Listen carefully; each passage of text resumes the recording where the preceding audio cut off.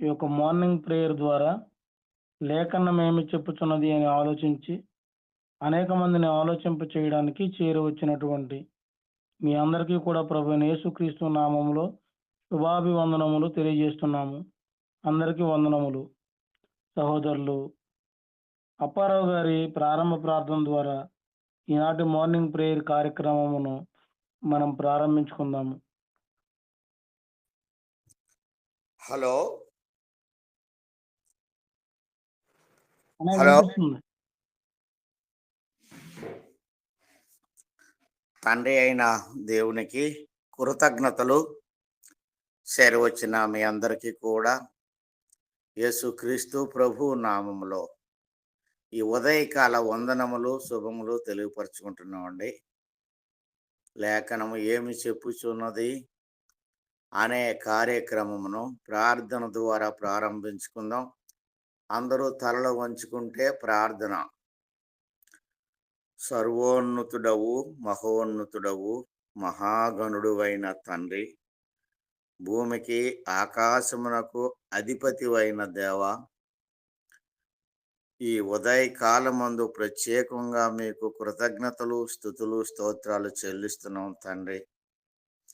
ఈ సమయంలో phone contact ద్వారా మమ్మలను సమకూర్చి తండ్రి మీ లేఖనమును చదువుకోవటానికి, మీ నామమున ప్రార్థించుకొనుటకు మీరు మా ఎడల చూపించినటువంటి ఈ గొప్ప ప్రేమను బట్టి, దయా కృపా కనికరములను బట్టి, ఇచ్చిన ఆరోగ్యములను బట్టి ప్రత్యేకంగా మీకు కృతజ్ఞతలు చెల్లిస్తున్నాం తండ్రి. ఈ సమయంలో చేరి వచ్చినటువంటి నైనా సేవకులను, విశ్వాసులను మీరు దీవించి ఆశీర్వదించమని ప్రార్థిస్తున్నాం.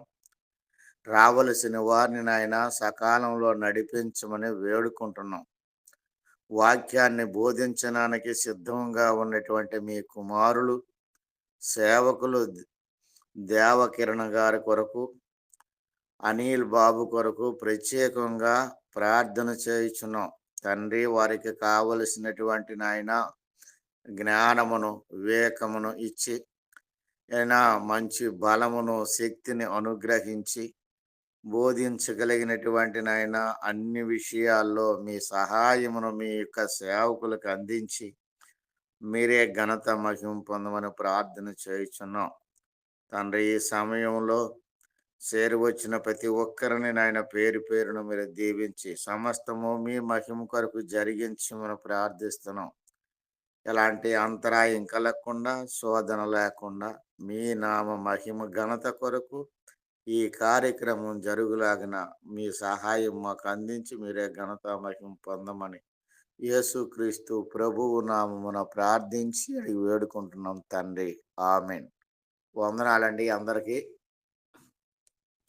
చక్కగా ప్రార్థన చేసినటువంటి సహోదరులు అప్పారావు గారికి ప్రత్యేకంగా వందనములు తెలియజేస్తున్నామండి.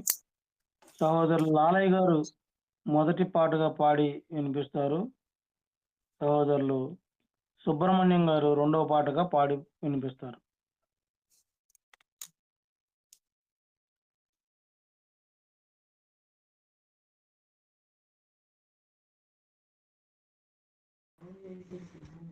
ప్రభువైన యేసుక్రీస్తు నామంలో సహోదరులందరికీ వందనాలు. ఉదయకాల సమయంలో చక్కగా ప్రార్థన చేసి దేవుని మొరపెట్టినటువంటి అప్పారావు గారికి వందనాలండి. పాట పాడుకొని దేవుని మహిమపరుద్దాం. దేవునికి స్తోత్రము, పరిశుద్ధుడగు మా దేవునికి స్తోత్రము, పరిశుద్ధుడగు మా దేవునికి స్తోత్రము.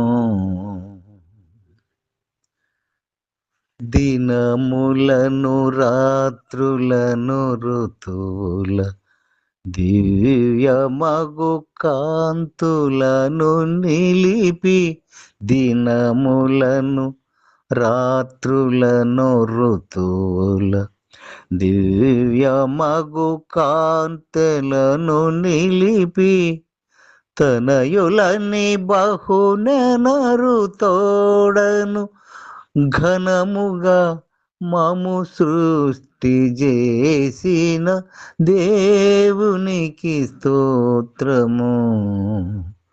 పరిశుద్ధుడగు మా దేవునికి స్తోత్రము. అనఘుడగు తనయు క్రతువున మునుపు భూనదములను జీవుల అనఘుడగు తనయు క్రతువున మునుపు భూనదములను జీవుల వినుని నక్షత్రాదులతో మా మనుగడకు మేలొసగజేసిన దేవునికి స్తోత్రము. దేవునికి స్తోత్రము.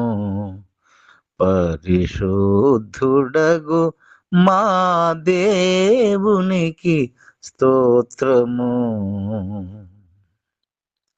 తొల్లిటను నరజాతి శోధన వల్ల తన మార్గమును వీడి తొల్లిటను నరజాతి శోధన వల్ల తన మార్గమును వీడి తల్లడిల్లక శాప మరణపు ముల్లు విరిసిన కర్తయగు మా దేవునికి స్తోత్రము. ఆ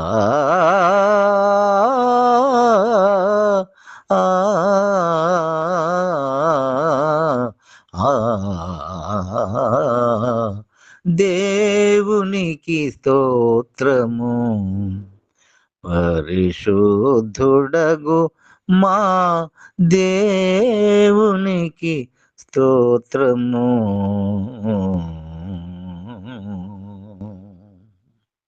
వందనాలయ్యా, వందనాలు.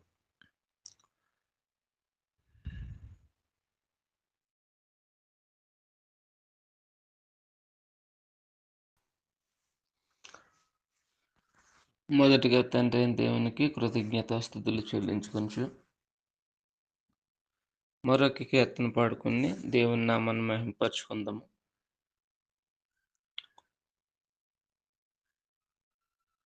ఆరాధించేదము ఆత్మతో నిరతమన్న కీర్తన పాడుకుని దేవుని నామాన్ని మహింపరచుకుందాం. ఆరాధించేదము ఆత్మతో నిరతం యెహోవా దేవుని మనమంతా ఆరాధించెదము ఆత్మతో నిరతం యెహోవా దేవుని మనమంతా ఆనందగానము మనసారా పాడుచు అనుదినం కీర్తింతుము రారాజును అనుదినం కీర్తింతుము రారాజును ఆరాధించెదము ఆత్మతో నిరతం యెహోవా దేవుని మనమంతా అక్షయనాథుడు అద్వితీయ దేవుడు పరిశుద్ధ దేవుడు నిత్య నివాసియు అక్షయనాథుడు అద్వితీయుడు పరిశుద్ధ దేవుడు నిత్య నివాసియు ఆద్యంతరహితుడు అదృశ్య రూపుడు ఆద్యంతరహితుడు అదృశ్యరూపుడు అమరుడయున్నవాడు మన దేవుడు, అమరుడయున్నవాడు మన దేవుడు. ఆరాధించెదము ఆత్మతో నిరతం యెహోవా దేవుని మనమంతా. సత్యస్వరూపి సర్వోన్నతుడు ప్రభువైన క్రీస్తుకు తండ్రి అయిన దేవుడు. సత్యస్వరూపి సర్వోన్నతుడు ప్రభువైన క్రీస్తుకు తండ్రి అయిన దేవుడు. మహిమాన్వితుడు మనకును తండ్రియే, మహిమాన్వితుడు మనకును తండ్రియే, పరమందు ఆసీనుడు పూజార్హుడు, పరమందు ఆసీనుడు పూజార్హుడు. ఆరాధించెదము ఆత్మతో నిరతం యెహోవా దేవుని మనమంతా. సమస్తమునకు జీవాధారుడై శ్రేష్ఠ ఈవులనిడు జ్యోతిర్మయుడే, సమస్తమునకు జీవాధారుడై శ్రేష్ఠ ఈవులనిడు జ్యోతిర్మయుడే. భువియందు కృప చూపు కరుణా సంపన్నుడు, భువియందు కృప చూపు కరుణా సంపన్నుడు, యుగములకు కర్తయై శ్రీమంతుడు, యుగములకు కర్తయై శ్రీమంతుడు. ఆరాధించెదను ఆత్మతో నిరతం యెహోవా దేవుని మనమంతా. ఆనందగానము మనసారా పాడుచు, ఆనందగానము మనసారా పాడుచు, అనుదినం కీర్తింతుము మన రాజును, అనుదినం కీర్తింతుము మన ఆరాధించెదము ఆత్మతో నిరతం యెహోవా దేవుని మనమంతా. అందరికీ వందనాలు. చాలా చక్కగా పాటలు పాడి దేవుని నామమును మహిమపరిచినటువంటి సహోదరులు ఇరువురికి కూడా ప్రత్యేకంగా వందనములు తెలియజేస్తున్నామండి. లేవియా కాండము 26వ అధ్యాయము వాక్యపఠన భాగంగా మనం చదువుకుందాము. సహోదరులు అప్పారావు గారు 1వ వచనం నుండి 13వ వచనం వరకు చదువుతారు. 14వ వచనం నుండి 26వ వచనం వరకు నతానీయులు గారు చదువుతారు. 27వ వచనం నుండి 36వ వచనం వరకు గురుప్రసాద్ గారు చదువుతారండి. 37వ వచనం నుండి చివరి వరకు రవి గారు చదువుతారు, కొమ్ము రవి గారు.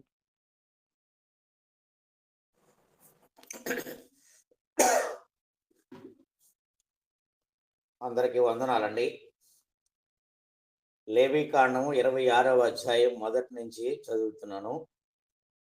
మీరు విగ్రహములను చేసుకొనకూడదు, చెక్కిన ప్రతిమను గాని బొమ్మను గాని నిలువబెట్టకూడదు. మీరు సాగిలపడుటకు ఏదో ఒక రూపముగా చెక్కబడిన రాతిని మీ దేశములో నిలపకూడదు.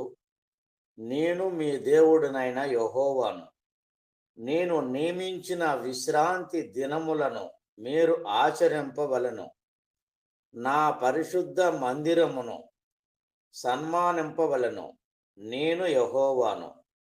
మీరు నా కట్టడలను బట్టి నడుచుకొని నా ఆజ్ఞలను ఆచరించి వాటిని అనుసరించి ప్రవర్తించిన ఎడల మీ వర్షాకాలములలో మీకు వర్షమిచ్చెదను. మీ భూమి పంటలు నిచ్చును. మీ పొలముల చెట్లు ఫలించును. మీ ద్రాక్ష పండ్లు కాలము వరకు మీ నూర్పు సాగుచుండును. మీరు తృప్తిగా భుజించి మీ దేశములో నిర్భయముగా నివసించెదరు. ఆ దేశములో నేను మీకు క్షేమము కలుగజేసేదను. మీరు పండుకొన్నప్పుడు ఎవడునూ మిమ్మును భయపెట్టడు. ఆ దేశములో దుష్ట మృగములు లేకుండా చేసేదను. మీ దేశములోనికి ఖడ్గము రాదు. మీరు మీ శత్రువులను తరిమెదరు. వారు మీ ఎదుట ఖడ్గము చేత పడుదురు. మీలో 5 100 మందిని తరుముదురు. 100 మంది 10,000 మందిని తరుముదురు. మీ శత్రువులు మీ ఎదుట ఖడ్గము చేత కూలుదురు. ఏలయనగా నేను మిమ్మును కటాక్షించి మీకు సంతానమిచ్చి మిమ్మును విస్తరింపజేసి మీతో నేను చేసిన నిబంధనను స్థాపించెదను. మీరు చాలా కాలము నిలువైయున్న పాతగిల్లని ధాన్యమును తినెదరు. మీకు నిలవైయున్న పాతగిల్లిన ధాన్యమును తినెదరు. క్రొత్తది వచ్చినను పాతది మిగిలియుండును. నా మందిరమును మీ మధ్య ఉంచెదను. మీయందు నా మనస్సు అసహ్యపడదు. నేను మీ మధ్య నడిచెదను. మీకు దేవుడునయ్యుందును. మీరు నాకు ప్రజలయ్యుందురు. మీరు ఐగుప్తీయులకు దాసులు కాకుండా వారి దేశములో నుండి మిమ్మును రప్పించితిని. నేను మీ దేవుడునైన యెహోవాను. నేను మీ కాడి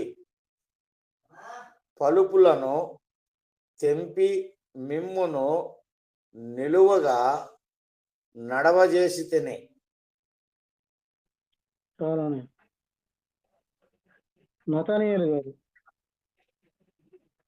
తండ్రి అయిన దేవునికి మహిమ చెల్లిస్తూ ఉన్నాము. అలాగనే కూడి వచ్చినటువంటి సహోదరులకు వందనములు. 14 నుంచి 26 వరకు చదువుకున్నాం. లేవికాండం. మీరు నా మాట వినక నా ఆజ్ఞలన్నిటినీ అనుసరింపక నా కట్టడలను నిరాకరించిన ఎడలను నా ఆజ్ఞలన్నిటినీ అనుసరింపక నా నిబంధనను మీరినట్లు మీరు నా తీర్పుల విషయమై అసహించుకునే ఎడలను నేను మీకు చేయనదేమనగా మీ కన్నులను క్షీణింపచేయునట్టు ప్రాణమును ఆయాసపరుచునట్టు తాపజ్వరమును క్షయరోగమును మీ మీదకి రప్పించదును. మీరు విత్తిన విత్తనములు మీకు వ్యర్థములగును. మీ శత్రువులు వాటి పంటను తినిదరు. నేను మీకు పగవాడనవుదును. మీ శత్రువులు ఎదుట మీరు చంపబెడెదరు. మీ విరోధులు మిమ్మును ఏలెదరు. మిమ్మును ఎవరును తరమకపోయినను మీరు పారిపోయెదరు. ఇవన్నీ సంభవించినను మీరింకా నా మాటలు వినని ఎడల నేను మీ పాపములను బట్టి మరి 7 అంతలుగా మిమ్మును దండించెదను. మీ బలగర్వమును భంగపరిచెదను. ఆకాశము ఇనుము వలెను భూమి ఇత్తడి వలెను ఉండజేసెదను. మీ బలము ఉడిగిపోవును. మీ భూమి ఫలింపకుండును. మీ దేశ వృక్షములు ఫలమీయకుండును. మీరు నా మాట విననొల్లక నాకు విరోధముగా నడిచిన ఎడల నేను మీ పాపములను బట్టి మరి ఏడంతలుగా మిమ్మల్ని బాధించదును. మీ మధ్యకు అడవి మృగములను రప్పించదును.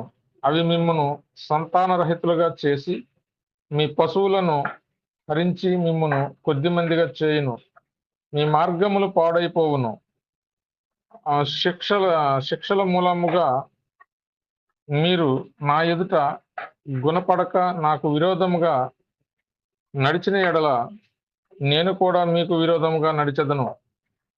మీ పాపములను బట్టి ఇక 7 అంతలుగా మిమ్మల్ని దండించదను. మీ మీదికి ఖడ్గమును రప్పించదను. అది నా నిబంధన విషయమై ప్రతిదండన చేయును.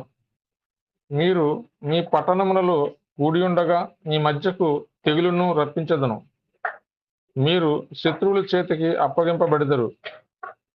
నేను మీ ఆహారమును అనగా మీ ప్రాణాధారమును తీసివేసిన తరువాత 10 మంది స్త్రీలు ఒక పొయ్యిలోనే మీకు ఆహారం వండి తూనిక చొప్పున మీ ఆహారమును మీకు మరల ఇచ్చెదరు. మీరు తినెదరు గాని తృప్తి పొందరు.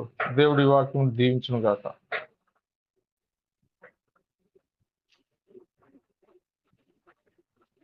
వందనాలండి.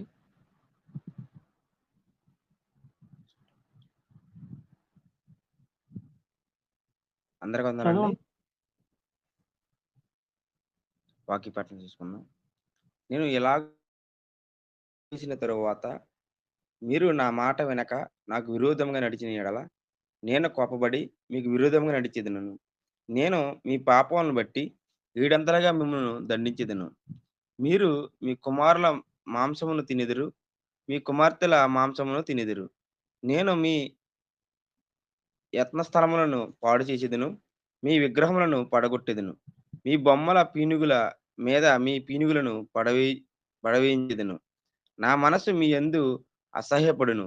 నేను మీ పట్టణములను పాడు చేసేదను, మీ పరిశుద్ధ స్థలములను పాడు చేసేదను. మీ సువాసన గల వాటి సువాసనను అగ్రహణింపను. నేనే మీ దేశమును పాడు చేసిన తరువాత దానిలో కాపురముండు మీ శత్రువులు దాన్ని చూచి ఆశ్చర్యపడెదరు. జనములలోనికి మిమ్మును చెదరగొట్టి మీ వెంట కత్తి దూసెదను. మీ దేశము పాడైపోవును, మీ పట్టణములు పాడుపడును. మీరు మీ శత్రువుల దేశంలో ఉండగా మీ దేశము పాడై ఉన్న దినములన్నీయు అది తన విశ్రాంతి కాలములను అనుభవించును.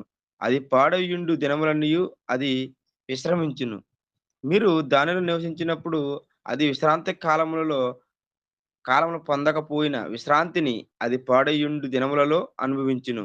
మీలో మిగిలిన వారు తమ శత్రువుల దేశములలో ఉండగా వారి హృదయములలో అధైర్యం పుట్టించెదను. కొట్టుకొని పోవుచున్న ఆకు చప్పుడు వారిని తరుమును. ఖడ్గము ఎదుటి నుండి పారిపోయినట్లు వారు ఆ చప్పుడు విని పారిపోయెదరు. తరుమువాడు లేకయే వారు ఖడ్గమును చూచినట్టుగా ఒకని మీదనొకడు పడెదరు. మీ శత్రువుల ఎదుట మీరు నిలవలేకపోయేదరు. అందరికీ వందనాలు.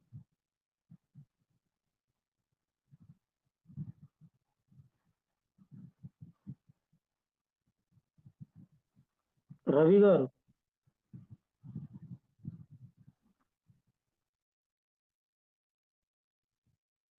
వందనాలండి. అందరికీ వందనాలు. అవసరమేనా?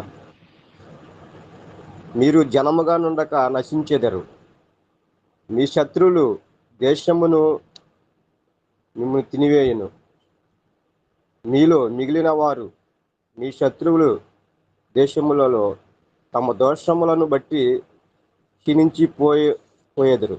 మరియు వారు తమ మీదకి వచ్చిన తమ తండ్రుల దోషములను బట్టి క్షీణించిపోవుదురు.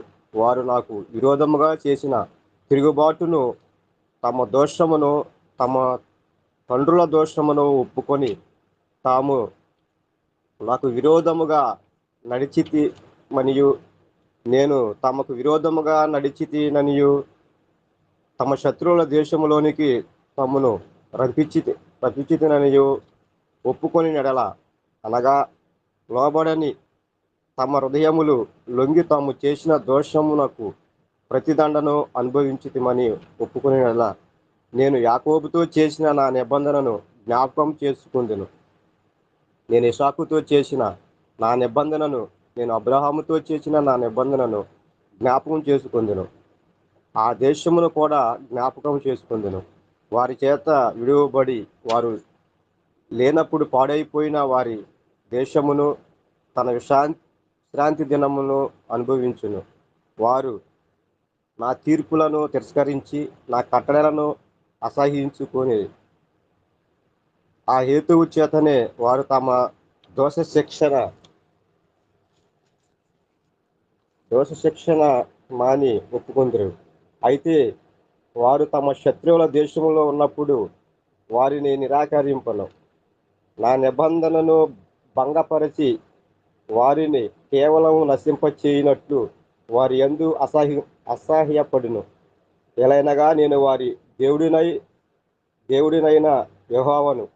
నేను వారికి దేవుడినై ఉండినట్లు వారి పూర్వకులను జనముల ఎదుట ఐగుప్తుల నుండి రప్పించి వారితో చేసిన నిబంధనను ఆ పూర్వీకులను బట్టి జ్ఞాపకం చేసుకుందును. నేను యెహోవాను అని చెప్పుకొను అనెను. యెహోవా మోషే ద్వారా సినాయి కొండ మీద తనకును ఇశ్రాయేలుకును మధ్య నియమించిన కట్టడలను, తీర్పులను, ఆజ్ఞలను ఇవే. అందరికీ వందనాలండి. ఇప్పటి వరకు చాలా చక్కగా ఈ యొక్క అధ్యాయం అంతటిని కూడా చదివినిపించినటువంటి సహోదరులందరికీ వందనములు తెలియజేస్తూ సహోదరులు అనిల్ గారు ఈ యొక్క అధ్యాయమును వివరించవలసిందిగా కోరుకుంటూ ప్రేమతో ఆహ్వానిస్తున్నాము.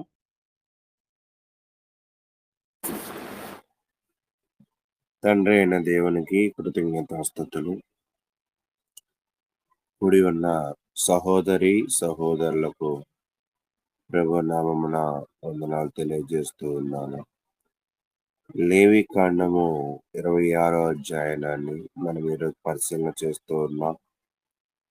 దేవుడు మరియు ఇశ్రాయేలు మధ్య నిబంధనను తెలియజేస్తూ ఉంది. విధేయతకు వాగ్దానం చేయబడిన ఆశీర్వాదాలను, అనగా వారి శ్రేయస్సును, వారి శాంతిని, మరియు అవిధేయతగా ఉన్న ప్రజలకు తీవ్రమైన శాపాలను, అనగా కరువు, వ్యాధి, ఓటమి, బహిష్కరణ వివరిస్తూ ఉంది. కానీ ఇది కీలకమైనదిగా పశ్చాత్తాపం ద్వారా పునరుద్ధరణకు ఒక మార్గాన్ని కలిగి ఉంటుంది. అంటే ఎవరైనా విధేయత కలిగి ఉంటే మంచిదే. ఒకవేళ అవిధేయత కలిగి ఉంటే మరలా వారి పొరపాటును వాళ్ళు తెలుసుకున్నప్పుడు, పశ్చాత్తాపడినప్పుడు ఆ రిలేషన్‌లో మరలా ముందుకు వెళ్ళవచ్చు అనే విధంగా తెలియజేస్తూ ఉంది.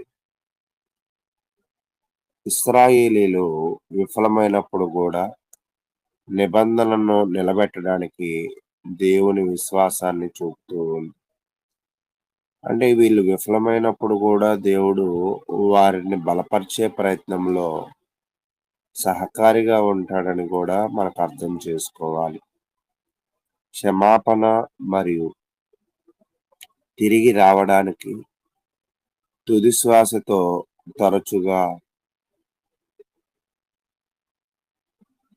తుది ఆశతో తరచుగా వారిని చిగురించడానికి దేవుడు ఇష్టపడుతూ ఉన్నాడు. అంటే దేవుడు వీరిని క్షమించడానికి, వీరు విధేయులుగా ఉండడానికి ఆయన ఆశపడుతూ ఉన్నాడు. కాబట్టి ప్రియ సహోదరులారా,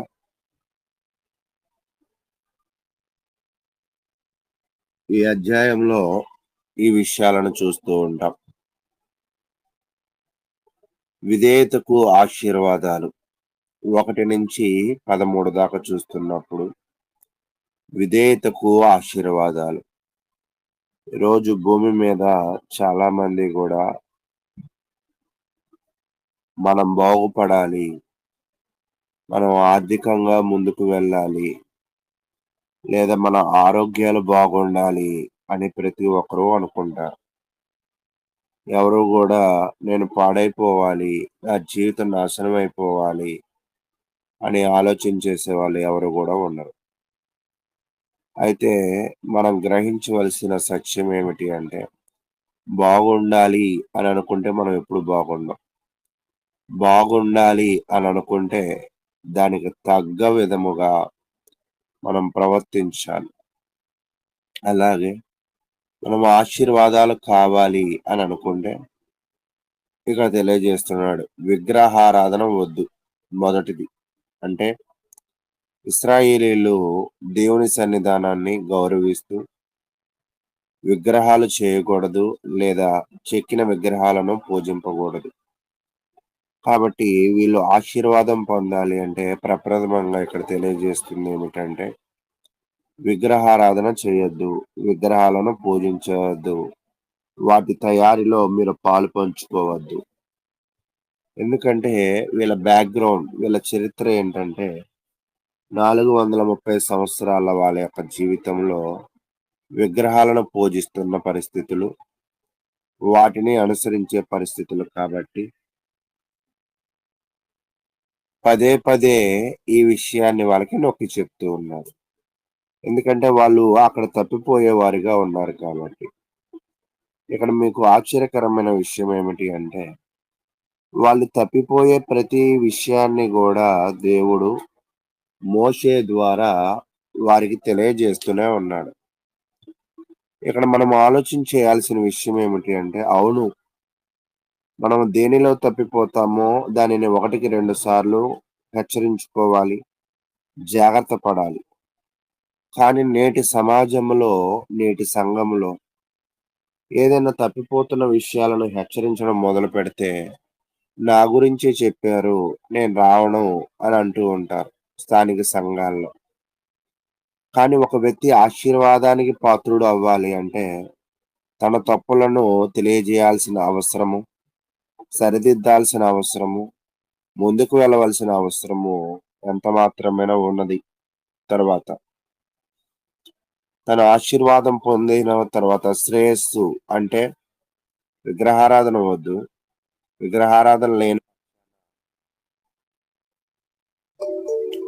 వారి విధేయత వల్ల సకాలంలో వర్షాలు, సమృద్ధిగా పంటలు, అడవి జంతువులు మరియు శత్రువుల నుండి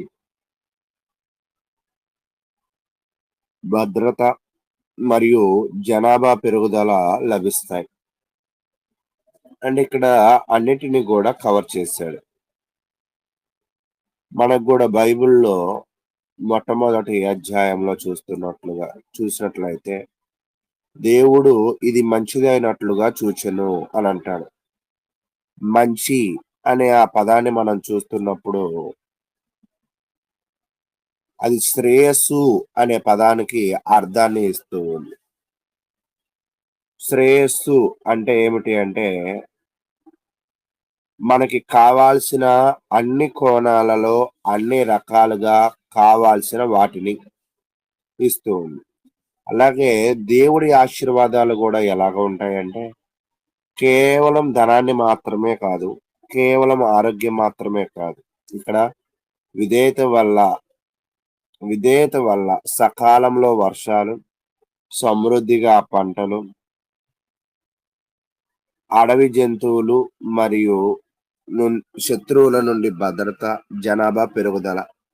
అంటే అన్ని కోణములలో కూడా దేవుడు దీవించగలడు. అది ఎప్పుడు మాత్రమే సాధ్యము అంటే, దేవుని ఎడల విధేయత కలిగి ఉన్నప్పుడే అది సాధ్యమవుతుందని దేవుని వాక్యం అయితే తెలియజేస్తూ ఉంది. అంటే విధేయత లేకపోతే దేవుడు మనల్ని దీవించడా అని అంటే, అవును. ఇక్కడ మనం నేర్చుకోవాల్సింది ఏమిటి అంటే, విధేయత లేకపోతే దేవుడు దీవించడం అనేది సాధ్యమయ్యే పని కాదు. చాలా మంది వాళ్ళ జీవితాలలో అభివృద్ధి పొందాలి అనుకుంటారు కానీ వాళ్ళు విధేయులుగా జీవించలేరు. వాళ్ళ జీవితంలో దేవునికి నమ్మకముగా జీవించలేరు. కాబట్టి ప్రియ సహోదరులారా, ఈరోజు మన జీవితంలో దేవునికి విధేయుడిగా ఉన్నామా లేదా ఒకసారి పరిశీలన చేయండి. ఎందుకు అంటే విధేయత అనేది మాత్రమే మనలను అభివృద్ధి పదంలో నడిపించగలదు. చాలామంది అనుకునేదేంటంటే ఇక్కడ మీకు ఇందాక చెప్పాను కదా! మంచి అని. తోబ్ అనే హీబ్రూ పదం వాడతాడు. తోబ్ అనే హీబ్రూ పదంలో మనం చూస్తున్నప్పుడు ఆహ్, ఆ యొక్క తోబ్ అనే సంక్షేమము అని అర్థం. ఒక్కోసారి ప్రభుత్వాలు సంక్షేమ పథకాలు అంటూ ఉంటారు గదా! ప్రజలకి కావాల్సిన అన్ని రకాల సహాయకరాలు. అలాగే దేవుడు గూడా అన్ని రకాల సహాయాలు మనకు అందించాలి అంటే ఖచ్చితంగా మనము తోబు అనేది మనకు లభించాలి అంటే మనం విధేయత కలిగి ఉండాలి. తర్వాత తెలియజేస్తూ ఉన్నాడు. దేవుని యొక్క సన్నిధానం. దేవుడు వారి మధ్య నివసిస్తాడని, వారితో నడుస్తాడని, వారి దేవుడిగా ఉంటానని, ఏదెనుకు దగ్గరగా ఉన్న స్థితిని సృష్టిస్తానని వాగ్దానం చేస్తూ ఉన్నాడు. అంటే మీరు నిర్గమాకాండం నుంచి పరిశీలన చేస్తున్నప్పుడు పదే పదే గుడారం కట్టినప్పుడు గూడా అదే చెప్పాడు. బలులు అర్పించినప్పుడు గూడా అదే చెప్పాడు. వీళ్ళందరూ దేవునికి దూరమైపోయిన పరిస్థితి. గల కారణం ఏంటంటే, వీళ్ళలో విగ్రహారాధన ఉన్నది. వీళ్ళలో విధేయత లేదు. అందును బట్టి దేవుడు వాళ్ళకి దూరమైపోతా అన్నాడు. అలా దూరమైపోయిన వారిని దేవుడు మరలా దరి చేర్చుకోవడానికి ఇష్టపడుతూ ఉన్నాడు. కాబట్టి ప్రియ సహోదరులారా, మరలా విగ్రహారాధన విడిచిపెట్టండి. మీకు శ్రేయస్సు ఉంటుంది. విగ్రహారాధన విడిచిపెట్టి విధేయులుగా జీవించండి. అన్ని రకాలుగా మీకు సంక్షేమాన్ని ఇస్తాను, శ్రేయస్సునిస్తాను, అన్ని రకాల ఎదుగుదలను ఇస్తాను. నేను మీతో గూడా జీవిస్తాను, నడుస్తాను అని తెలియజేస్తున్నాడు. కాబట్టి ప్రియ సహోదరులారా, మనం దేవునికి ఎందుకు విధేయులుగా జీవించాలి అనేది ఇక్కడ నేర్చుకున్నాం. కాబట్టి ఇక్కడ క్షుణ్ణంగా చూస్తున్నప్పుడు దేవుడు ఇశ్రాయేలులకు వాగ్దానం చేసిన ఆశీర్వాదాలేంటంటే, సరైన కాలంలో వర్షాలు, సమృద్ధి పంటలు, దేశంలో శాంతి, శత్రువులపై విజయం. దేవుని సన్నిధి, ఆయనతో సంబంధము. కాబట్టి ముఖ్య సందేశం ఏమిటి అంటే, దేవునికి విధేయత, జీవితం సమృద్ధిగా ఉండడం. కాబట్టి మనం విధేయులుగా ఉంటే జీవితం ఖచ్చితంగా సమృద్ధిగా ఉంటుంది. తర్వాత 14-39 వచనాలు చూస్తున్నప్పుడు, అవిధేయతకు శిక్షలు. అంటే విధేయతగా ఉంటే దీవించిన దేవుడు, అవిధేయతగా ఉంటే పనిష్మెంట్ గూడా ఇస్తాడు. చాలామంది దేవునిలో కృపామయుడు, కరుణామయుడినే చూస్తూ ఉంటారు. ఓకే. నిజమే అదంతా గూడా. ఆ కృపామయుడు, కరుణామయుడిలో గూడా తప్పు చేసినప్పుడు శిక్షిస్తాడు. ఏంటండి దేవుడు గూడా శిక్షిస్తాడా అంటే, అవును. బెత్తం వాడిని కుమారుడు తన యొక్క కుమారుడికి ఏమవుతాడంటే శత్రువయ్యే పరిస్థితి. కాబట్టి దేవుడు తన ప్రజలు తప్పు చేస్తే శిక్షిస్తాడు. కాబట్టి ఎలా శిక్షిస్తాడు అంటే, దేవుని ఆజ్ఞలను ఎవరైతే నిర్లక్ష్యం చేస్తారో, దేవుని కార్యములను ఎవరైతే నిర్లక్ష్యం చేస్తారో, దేవుని మాటలను ఎవరైతే మీరతారో, అంటే పాపము, గీత దాటుట. పాపం అంటే ఏంటంటే గీత దాటుట. అంటే దేవుడు ప్రతి ఒక్కళ్ళకి గూడా వాళ్ళ జీవితంలో ఒక గీత గీసేసాడు. ఆ గీత, హద్దు ఎప్పుడు మనం దాటకూడదు. ఒక్కోసారి చాలామంది వాళ్ళ జీవితంలో హద్దులు మీరి మాట్లాడుతూ ఉంటారు. హద్దులు మీరి ప్రవర్తిస్తూ ఉంటారు అంటూ ఉంటాం గదా! అలాగే దేవుని యొక్క విషయంలో గూడా, వాక్యం యొక్క విషయంలో గూడా మనం హద్దులు మీరి మాట్లాడి, హద్దులు మీరి ప్రవర్తించేవారుగా ఉండకూడదు. అలా ప్రవర్తించినట్లయితే మనకొచ్చే లాభాలేంటంటే వ్యాధులు వస్తాయి. వ్యాధుల యొక్క భయంకరమైన పరిస్థితులు వస్తాయి. కరువులు వస్తాయి. ఆహార లోపం, శత్రువుల చేత ఓటమి వస్తుంది. దేశము విడిపోవడము, బానిసత్వంగా కలిగి ఉండడం. మీరెప్పుడైనా చూడండి, ఖచ్చితంగా ఎప్పుడైతే మీకు నిర్గమాకాండము, లేవీకాండంలో విషయాలు బాగా గుర్తుంటాయో, ఇశ్రాయేలీయులు తప్పు చేస్తే పనిష్మెంట్స్ ఇవే జరిగాయి. మీకు ఏలియా కాలంలో కరువొచ్చింది. మీకు అర్థమైందా? చా అక్కడ కొంతమందికి రోగాలు వచ్చాయి. అర్థమైందా? తర్వాత శత్రువుల చేత ఓడిపోయిన పరిస్థితి న్యాయాధిపతుల కాలంలో అర్థమైందా? తర్వాత మరలా వాళ్ళు బానిస జీవితాలకు వెళ్ళిపోవడం అర్థమైందా? వాళ్ళు ఎప్పుడైతే అవిధేయులుగా ఉన్నారో వాళ్ళ జీవితాలని దేవుడు శిక్షలతో నింపేశాడు. అంటే దేవుడు తన ప్రజలను 2 వాటితో నింపగలడు. 1 ఆశీర్వాదంతో నింపగలడు. 2 శిక్షలతో నింపగలడు.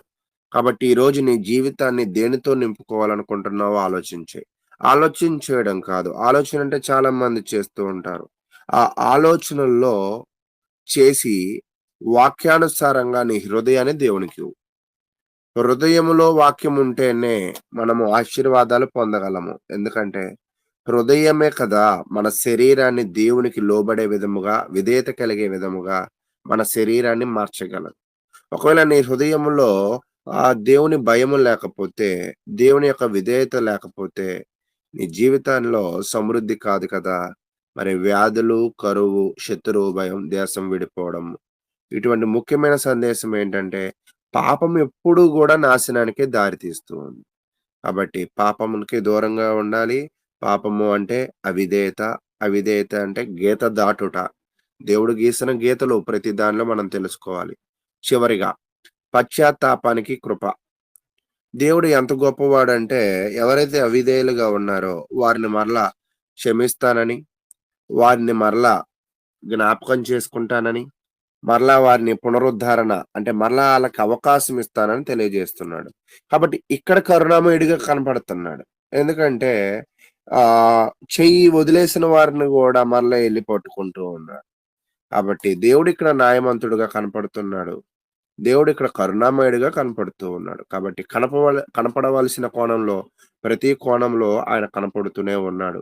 కాబట్టి ప్రియ సహోదరులారా, మీ జీవితంలో శాంతి సమాధానాలు ఉండాలంటే విధేయులుగా ఉండండి. మనం ఎప్పుడైతే అవిధేయులుగా ఉంటామో శాంతి సమాధానాలు పోతాయి. కానీ దేవుడు నీ తప్పు నువ్వు తెలుసుకుని మరలా దేవునికి విధేయుడిగా జీవిస్తే ఆయన నూరంతలు మళ్ళా దీవించడానికి ఆయన ఇష్టపడతాడు. కాబట్టి విధేయత ఆశీర్వాదాన్ని ఇస్తుంది. అవిధేయత నష్టాన్ని ఇస్తుందని దేవుని వాక్యం తెలియజేస్తుంది. ఒక మాటలో తెలియజేయాలంటే ఇవన్నీ గూడా క్రీస్తులో నెరవేర్చబడ్డాయి. విధేయతకు ఆశీర్వాదాలు. అవును, యేసు సంపూర్ణమైన విధేయుడిగా కలిగి ఉన్నాడు.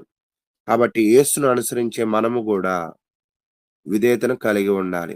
సమయానికి వర్షం. అవును, ఎప్పుడైతే యేసు విధేయుడిగా ఉన్నాడో యేసు జీవజలం ఇవ్వగలిగిన గొప్పవాడయ్యాడు. అంటే ఆత్మీయ దాహాన్ని యేసే తీర్చగలడు. సమృద్ధి పంట యేసే జీవమును ఇవ్వగలడు. దేశంలో శాంతి. అవును, యేసే మనకు శాంతిని అనుగ్రహించగలడు. శత్రువులపై విజయం. అవును, యేసు సిలువలో మన పాపములను ఓడించి మన శత్రుత్వం మీద విజయాన్ని ఇవ్వగలిగాడు. దేవుడు వారి మధ్యలో నివసిస్తాడని లేవికాండం చెప్పినట్లుగా వాక్యము ఎవరైతే విధేయులుగా ఉంటారో వాక్యముని యందు నివసించేదిగా ఉంటుంది. అవిధేయతకు శిక్షలు క్రీస్తు శిలువ మరణము మోసాడు. భయము, శాపము యేసు భయాన్ని తొలగించాడు. పశ్చాత్తాపానికి యేసు మరలా క్షమాపణ పునరుద్ధరణ కలిగజేశాడు. ఒడంబడికను జ్ఞాపకం యేసు కొత్త ఒడంబడికను క్రీస్తులో ఉన్న వారికి దయచేశారు. అంటే నేనేం చెప్పాలనుకుంటున్నానంటే ప్రతి అధ్యాయాన్ని కూడా క్రీస్తు నెరవేర్చాడు. ప్రతి విధి విధానానికి కూడా క్రీస్తు లోబడ్డాడు. అయితే అది మనం చూడగలిగిన మనసు, గ్రహించగలిగిన స్వభావం మనలో ఉండాలి. కాబట్టి యేసు క్రీస్తు వీటన్నిటిని నెరవేర్చిన పరిస్థితులు. విధేయుడిగా ఉన్నప్పుడు ఆయన ఎలాగ ఉన్నాడో అలాగే మనం కూడా విధేయులుగా ఉన్నప్పుడు మాత్రమే ఆయన కుమారులు అవ్వగలమని వాక్యాన్ని తెలియజేస్తూ నాకు ఇచ్చిన ఈ సమయాన్ని నేను ముగిస్తూ ఉన్నాను. ఇంతవరకు ఓపికగా విన్న మీ అందరికీ కూడా ప్రభునామమున వందనాలు తెలియజేస్తూ మీరు ఏ స్థానిక సంఘాల్లో ఉన్నారో చక్కటి సత్యాలను నేర్చుకుంటూ అక్కడ విధేయులుగా జీవించాలని మీ జీవితంలో మీరందరూ కూడా ఈ నెల అంతటిలో ఈ జీవితం అంతటిలో కూడా మంచి ఆశీర్వాదాలు పొందాలని కోరుకుంటూ ముగిస్తూ ఉన్నాను. ఇప్పటి వరకు చాలా చక్కగా సహోదరులు లేవియాకాండం 26వ అధ్యాయం అంతటిని కూడా వివరించారు. అందును బట్టి సహోదరులకి ప్రత్యేకంగా వందనములు తెలియజేస్తూ సహోదరులు యేసుపాదం గారు ఇప్పటి వరకు జరిగినటువంటి ఒక కార్యక్రమం అంతటి విషయమై తదుపరి దేవకర్ణ గారి మెసేజ్ కొరకు కూడా ప్రార్థన సహాయం కోరవలసిందిగా కోరుకుంటూ ప్రేమతో ఆహ్వానిస్తున్నాము. మంచిదండి, ప్రార్థన చేసుకున్నాం. మమ్మల్ని మిక్కిలిగా ప్రేమించిన ప్రియ పరలోకపు తండ్రి, మీ ఘనమైన ఉన్నతమైన నామానికి మీ ప్రియ కుమారుడును మా ప్రభువును రక్షకుడైన యేసుక్రీస్తు నామంలో మీకు స్తుతులు, స్తోత్రములు, కృతజ్ఞతలు తెలియజేసుకుంటున్నాం తండ్రి. మా ఉదయకాలంలోనే మీ పిల్లలైన మమ్మల్ని లేవనెత్తి, నాయన రాత్రంతా సుఖమైన నిద్ర దయచేసి, ఈ దినాన లేఖనం ఏమి చెప్పుచున్నదని ధ్యాన కూడికలో జాయిన్ అయ్యి, ఈ విధంగా మా గాత్రముల ద్వారా మీ నామాన్ని స్తుతించి మహిమపరిచేటువంటి గొప్ప భాగ్యాన్ని ఇచ్చారు. అలాగే మీ గ్రంథంలో నుంచి లేవీకాండము 26 అధ్యాయాన్ని చదువుతూ దాన్ని ధ్యానించే అవకాశాన్ని ఇచ్చారు. అలాగే మీ యొక్క సేవకులు యవన బిడ్డ అనిల్ గారి ద్వారా మంచి చక్కటి సందేశాన్ని 26 అధ్యాయంలో ఉన్నటువంటి సారాంశాన్ని మాకు నేర్పించారు.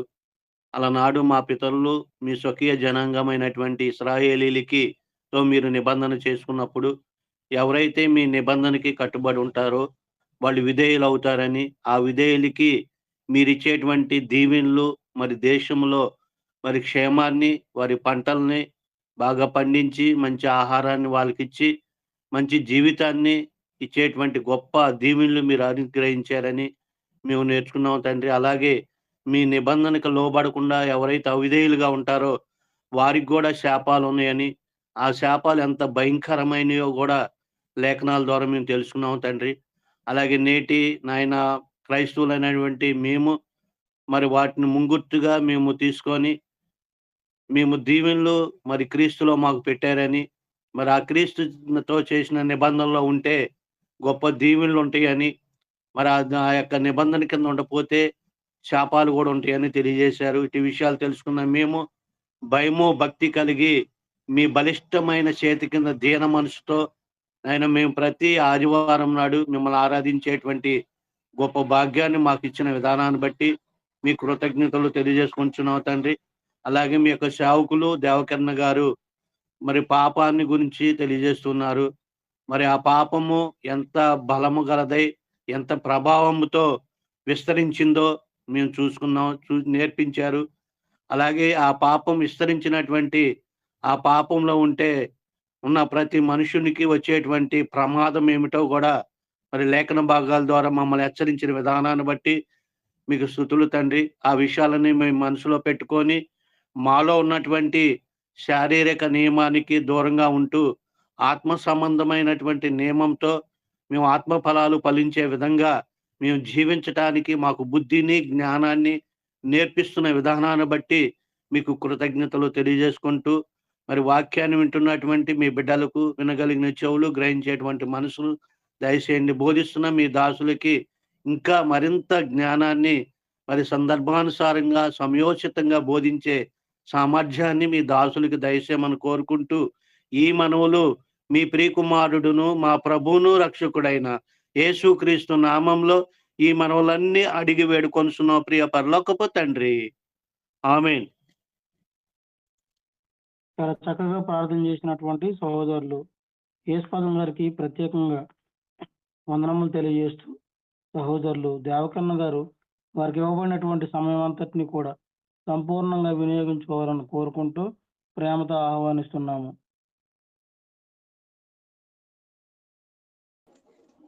ఈ ఉదయకాల సమయంలో మొదటిగా తండ్రి అయిన దేవునికి నా కృతజ్ఞతాస్తుతులు చెల్లిస్తున్నాను. అలాగే వాక్యం వినుటకు సిద్ధంగా ఉన్న ప్రియ సహోదరి సహోదరులందరికీ కూడా నా హృదయపూర్వకమైన వందనములు తెలియజేస్తున్నాను. ప్రియమైన వారలారా, గడిచిన పాఠంలో పాపము యొక్క శిక్ష లేక పాపము యొక్క ప్రతిఫలం అనే విషయాన్ని మనము ధ్యానించాము. అందులో భాగంగా 1 భౌతిక మరణము, 2 ఆత్మీయ మరణము, 3 నిత్య మరణం అనే 3 విషయాలను మనము ధ్యానించాము. ఈరోజు మిగిలిన ఫలితాలను మనము పాపం యొక్క ఫలితాలను మనము ధ్యానిద్దాం. ఈరోజు మనం నేర్చుకునే మొదటి పాయింట్ ఏమిటి అనేది మనం ఆలోచించినట్లయితే, పోగొట్టుకొనుట అనే పాయింట్ మనం ఈరోజు నేర్చుకుందాం. పాపము వలన మనిషి పోగొట్టుకున్నవాడుగా మిగిలిపోయాడు. ఏం పోగొట్టుకున్నాడు అనే సత్యాన్ని మనం చాలా జాగ్రత్తగా ఆలోచించినట్లయితే పోగొట్టుకున్నాడు లేక కోల్పోవటం లేక నశించిపోవటం అనే మాటలు ఇక్కడ మనకు ఉపయోగించబడ్డాయి. ఇంగ్లీష్లో లాస్ట్ అనే మాట ఉపయోగించబడింది. ఇక్కడ నశించిన వాడుగా, పోగొట్టుకున్న వాడుగా మనిషి మిగిలిపోయాడు. ఉదాహరణకి యోహాను సువార్త 17వ అధ్యాయము 12వ వచనాన్ని మనం చదువుకుందాం. యోహాను సువార్త 17వ అధ్యాయము 12వ వచనాన్ని మనం చదువుకుందాం. నేను వారి యొద్ద ఉండగా నీవు నాకు అనుగ్రహించిన వారిని నీ నామమందు కాపాడితిని, నేను వారిని భద్రపరిచితిని కనుక లేఖనము నెరవేరునట్లు నాశన పుత్రుడు తప్ప వారిలో మరి ఎవడును నశింపలేదు. ఈ విషయాన్ని మనం జాగ్రత్తగా ఆలోచించినట్లయితే నాశన పుత్రుడు తప్ప వారిలో మరి ఎవడును నశింపలేదు. ఇది యేసుప్రభు వారు చేసిన సుదీర్ఘమైన ప్రార్థన. ఆయన మరికొద్ది గంటల్లో గెత్సెమనేలో బంధించబడబోతున్నాడు. ఆయన బంధించబడటానికి ముందుగా తండ్రికి అప్పగించిన పనిని విషయంలో రిపోర్ట్ ఇస్తూ ఉన్నాడు. తన పని యొక్క రిపోర్ట్ ఆయనకి ఇస్తున్నాడు. ఒక పనివాడు పని చేసిన తర్వాత వర్క్ రిపోర్ట్ ఏ విధంగా ఇస్తా ఉంటాడో ఆ వర్క్ రిపోర్ట్ ఇస్తున్నాడు తండ్రికి. ఆ వర్క్ రిపోర్ట్ లో ఒక ప్రాముఖ్యమైన విషయాన్ని ఆయన మాట్లాడుతున్నాడు. అందులో లేఖనము నెరవేరునట్లు అంటే ముందుగానే లేఖనము ప్రవచించినట్లుగా ఇక్కడ ఆ ప్రవచన నెరవేర్పును గురించి మాట్లాడుతున్నాడు. ఆ ప్రవచనంలో ఉన్న వ్యక్తి ఇస్కరియోతు యూదా. నీవు నాకు అప్పగించిన వారు అనగా శిష్యులను గూర్చి ఆయన మాట్లాడుతూ ఈ వచనాన్ని ఆయన తెలియజేస్తున్నాడు. నీవు నాకు అనుగ్రహించిన వారిని నీ నామమందు కాపాడి తిని, నేను వారిని భద్రపరిచి తిని కనుక లేఖనము నెరవేరినట్లు నాశన పుత్రుడు తప్ప వారిలో మరి ఎవడనూ నశింపలేదు. అంటే నాశన పుత్రుడు అనేవాడు నశించిపోయాడు. ఇక్కడ ఈ నశించిపోయిన వ్యక్తి మనం గ్రహించినట్లయితే ఎలా నశించిపోయాడు అంటే పాపము. యేసు ప్రభు అనే ఒక కాపరి యొక్క కాపుదలలో 12 మంది ఉన్నారు. ఈ 12 మందిలో ఒకడు నశించిపోయాడు, పోగొట్టుకొని పడ్డాడు. కారణం ఏమిటంటే పాపము. చాలా మంది ప్రార్థన చేస్తూ నన్ను భద్రపరచుము అని ప్రార్థన చేస్తూ ఉంటారు. అయితే దేవుని యొక్క భద్రత ఎంతవరకు మనతో ఉంటుంది అంటే మనలో పాపము ప్రవేశించనంత వరకే. ఏదైనా తోటలో ఆదాము అవ్వలు భద్రంగానే ఉన్నారు, ఒక బలమైన ప్రొటెక్షన్ తోనే ఉన్నారు. కానీ ఆ భద్రత దేవుని స్వాతంత్ర్యాన్ని మించిపోయేంతగా మాత్రం లేదు. ఈరోజు నీవు నేను ఎంత గొప్ప భక్తిపరులమైనా, ఎంత గొప్ప పరిశుద్ధులమైనా, ఎంత నీతిమంతులమైనా, ఎంత క్రమశిక్షణ కలిగిన వారమైనా పాపము మనలో ప్రవేశించేంత వరకు మాత్రమే. పాపము యొక్క ఆ ప్రవేశము అనే దానిని ఎవరో నిరోధించలేరు. దేవుడు కూడా దాన్ని నిరోధించలేడు. ఎందుకంటే అక్కడ స్వేచ్ఛ అడ్డొస్తుంది. ఒకవేళ ఏదైనా తోటలో ఆదాము హవ్వల్లో పాపం ప్రవేశించకుండా దేవుడు నిరోధించగలిగితే మానవుడు స్వేచ్ఛ లేనివాడు, స్వచిత్తము లేనివాడు. ఫ్రీ విల్ అంటారు. ఇది స్వచిత్తం అంటే స్వయం చిత్తము, స్వయం ఆలోచనలు, స్వయం నిర్ణయాలు, ఇవన్నీ కూడా దేవుడు మానవునికి అనుగ్రహించాడు. కాబట్టి దేవుని భద్రత ఎంతవరకు అంటే, ఇంకొక విధంగా చెప్పాలి అంటే, మనం మన అనుదిన జీవితంలో కలిగే ప్రతి విధమైన అనారోగ్య సంబంధమైన లేక ప్రమాదభరితమైన వాటి నుండైనా దేవుడు తప్పించగలడు, మనల్ని భద్రపరుస్తాడు. కానీ పాపం విషయంలో ఆయన మనకు స్వేచ్ఛా స్వాతంత్ర్యాలను అనుగ్రహించాడు. ఇది మనల్ని మనమే కాపాడుకోవాలి. దీంట్లో దేవుడు జోక్యం చేసుకోడు.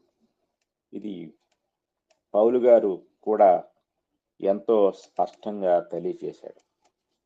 కనుక ఆయన అంటాడు, తిమోతికి రాసిన 2వ పత్రిక 4వ అధ్యాయంలో ఒక అద్భుతమైన మాట 6వ వచనంలో మాట్లాడతారు. చదువుకుందాం మనం.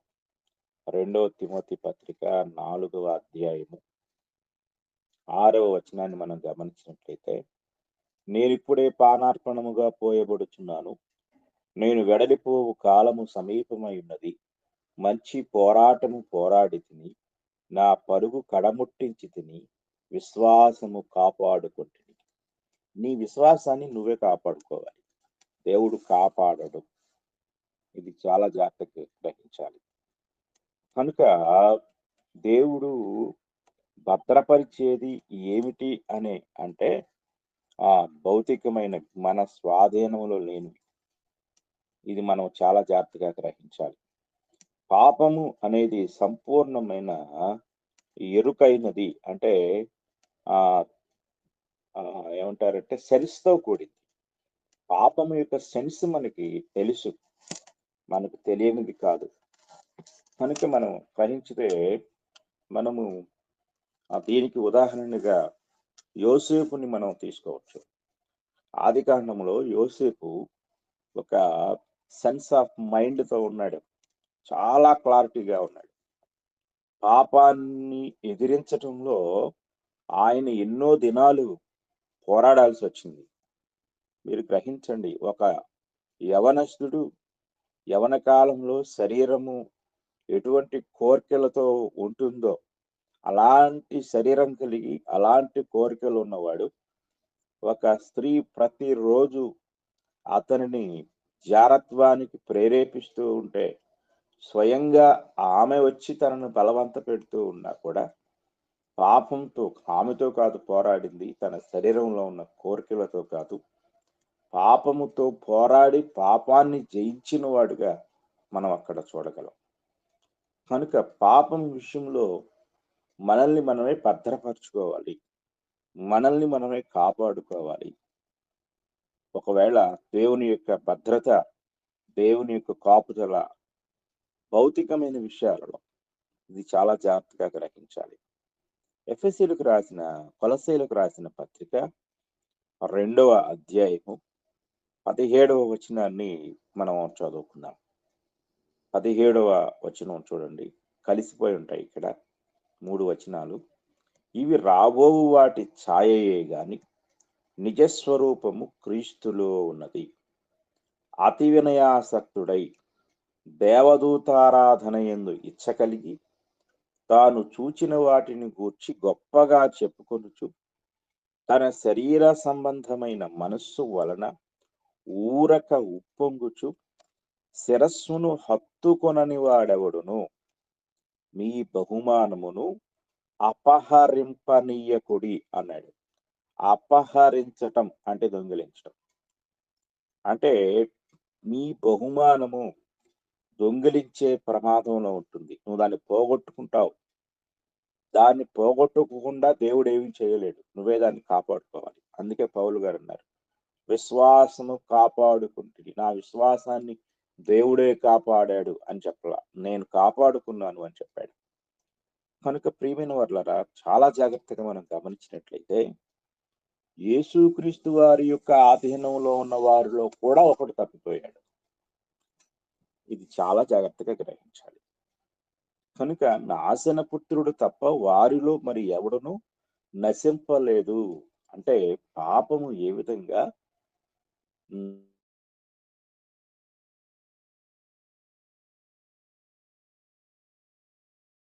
చేయలేడు. కనుక దేవుడు నీకు అనుగ్రహించిన గ్రహింపు, ఆయన నీకు గ్రహింపునిస్తాడు. నువ్వు పాపంలో పడిపోతావు, జాగ్రత్త. దీనివల్ల చాలా తీవ్రమైన నష్టాలు ఉంటాయి, జాగ్రత్త అనే గ్రహింపును తన వాక్యం ద్వారా, తన సందేశముల ద్వారా నీకు అనుగ్రహిస్తూ ఉంటాడు. కానీ నిర్ణయించుకొని తప్పించుకోవలసిన పరిస్థితి నీ చేతుల్లోనే ఉంది. దేవుడేమీ చేయలేడు. కనుక ఇక్కడ చాలా జాగ్రత్త గ్రహించాలి. చాలా మంది అనుకుంటూ ఉంటారు, యేసు ప్రభు స్వాధీనంలో, యేసు ప్రభు దగ్గర ఉన్నవాడు తప్పిపోయాడు, మందే ఉందండి అని తప్పిపోవటానికి ప్రిపేర్ అవుతూ ఉంటారు. తప్పిపోవటానికి, చెడిపోవటానికి యోధాను ఒక మాదిరిగా తీసుకుంటూ ఉంటారు. ఇక్కడ యోధా దాకా రావాల్సిన అవసరం లేదు. ఏదైనా తోటలోనే ఇద్దరు మానవులు దేవుని స్వాధీనంలోనే ఉన్నారు, దేవుని భద్రతలోనే ఉన్నారు, దేవుని కాపుదలలోనే ఉన్నారు, దేవుని సంరక్షణలో ఉన్నారు, సహవాసంలో ఉన్నారు. కానీ అది ఎంతవరకు అంటే దేవుడు నీకు అనుగ్రహించిన స్వాతంత్ర్యాన్ని జోక్యం చేసుకోకుండా ఉండేంత వరకే. నీ జీవితంలో దేవుని జోక్యము నీకిచ్చిన స్వాతంత్ర్యపు హద్దులు దాటిపోదు. ఎందుకంటే నువ్వు ఆయన కుమారుడు. ఆయనకు ఎంత స్వేచ్ఛా స్వాతంత్ర్యాలు, స్వయం నిర్ణయాలు, స్వయం ఆలోచనలు ఉన్నాయో నీకు అదే ఇచ్చాడు. స్వయంగా నిర్ణయించుకునే జ్ఞానం నీకు ఇచ్చాడు. స్వయంగా నిర్ణయించుకునే ఆలోచన నీకు ఇచ్చాడు. నీ నిర్ణయాన్ని దేవుడే తీసేసుకోడు, నీ ఆలోచనలు దేవుడే తీసేసుకోడు. తీసుకుంటే నీకే స్వేచ్ఛ లేదు, నువ్వు మరమనిషితో సమానం. కనుక ఇక్కడ దేవుడు ఎంతో చక్కగా ఇక్కడ ఆయన తెలియజేస్తూ పాపము ఏ విధంగా మనిషిని తప్పిపోయేలాగా, తను తప్పిపోతూ దేవుడు తనకు అనుగ్రహించిన ఆ నిత్య జీవాన్ని పోగొట్టుకునేలాగా ఎలా చేస్తుందో మనము చాలా జాగ్రత్తగా గ్రహించవలసిన వారమై ఉన్నాం. కనుక ప్రియమైన వారలారా, పాపము అనేది ప్రతి వ్యక్తి యొక్క జీవితాన్ని తడుతుంది, తలుపు తడుతుంది, తాగుతుంది.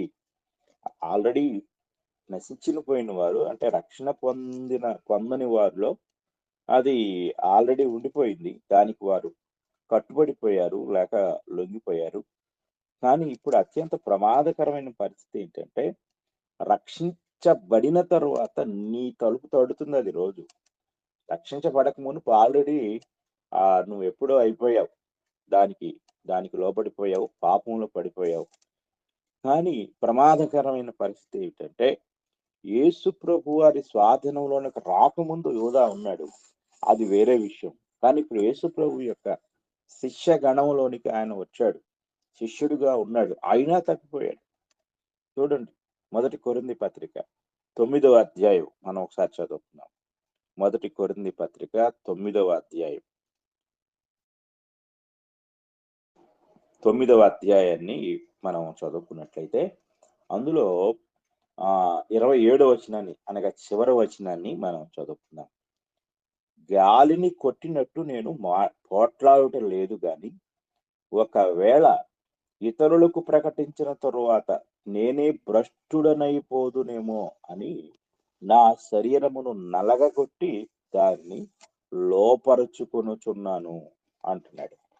అంటే పౌలు గారు ఏం మాట్లాడుతున్నాడు ఇక్కడ? అయిపోయింది కదా, ఆయన రక్షించబడ్డాడు, పరిశుద్ధాత్మను పొందుకున్నాడు, అనేక గొప్ప కార్యాలు చేశాడు, ఇంకా భ్రష్టుడైపోవటం ఏంటి అని ఒకవేళ మనం అనుకుంటామేమో. ఖచ్చితంగా ఆయన చెప్తున్నాడు, ప్రతి వ్యక్తి కూడా మరలా తప్పిపోయే అవకాశం ఉంది, నశించిపోయే అవకాశం ఉంది.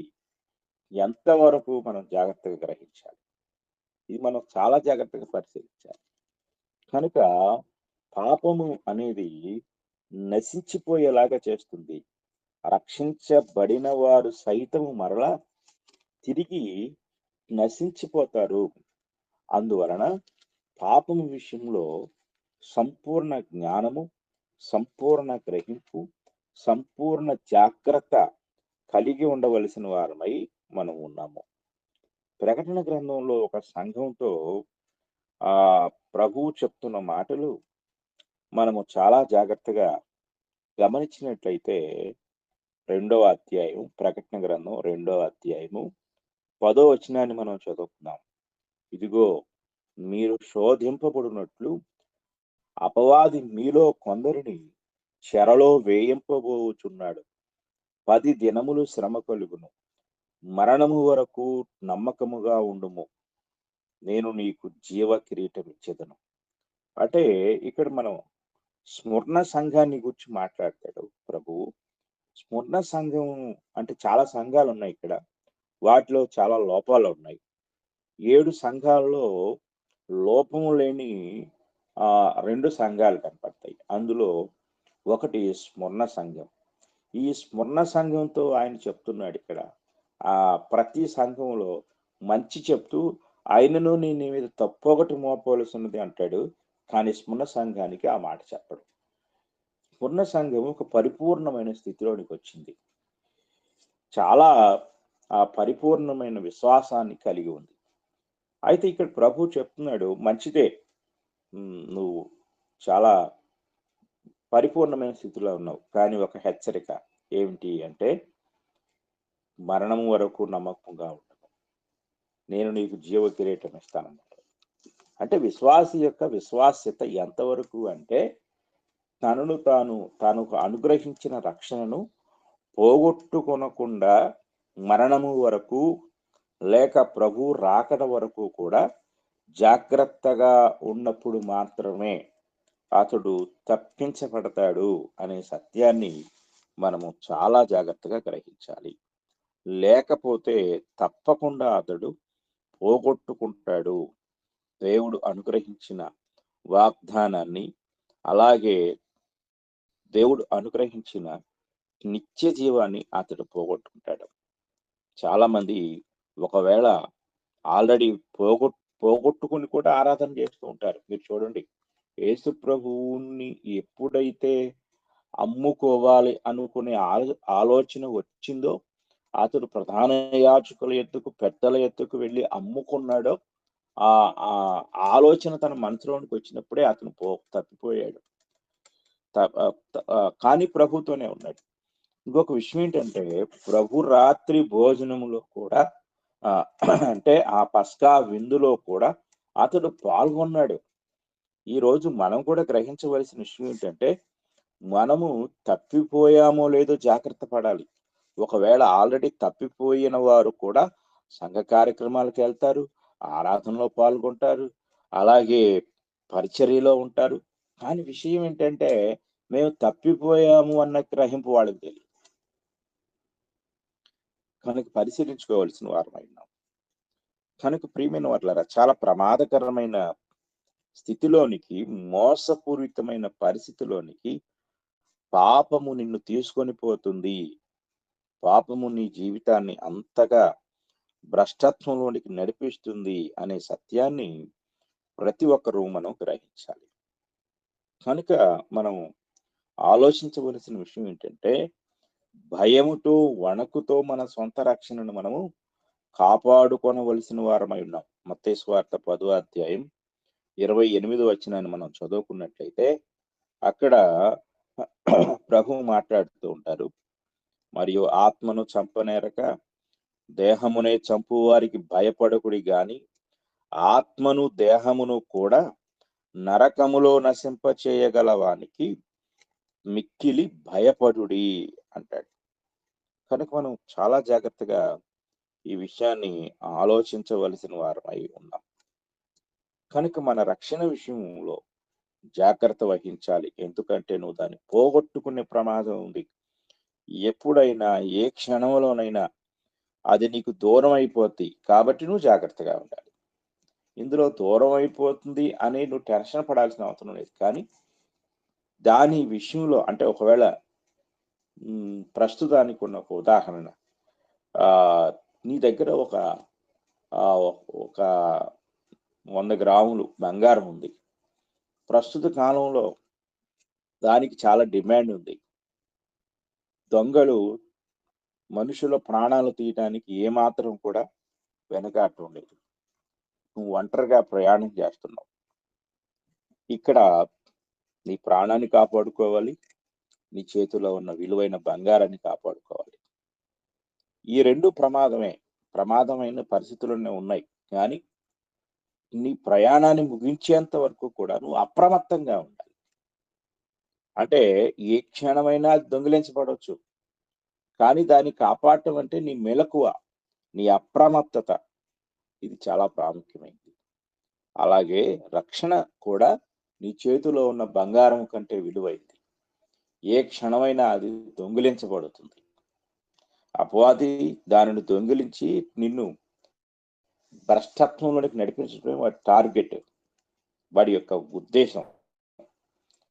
కనుక వాడు తన టార్గెట్ రీచ్ అవ్వటానికి, తన గురిని చేరుకోవటానికి నిరంతర పోరాటం చేస్తూనే ఉంటాడు.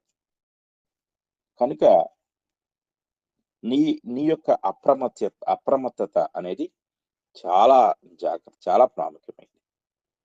కనుక మనము జాగ్రత్తగా ఉండాలి, మెలకువగా ఉండాలి. అందుకే ప్రభు పదే మెలకువగా ఉండుడి అనే మాట ఆయన ఎక్కువగా ఉపయోగించాడు.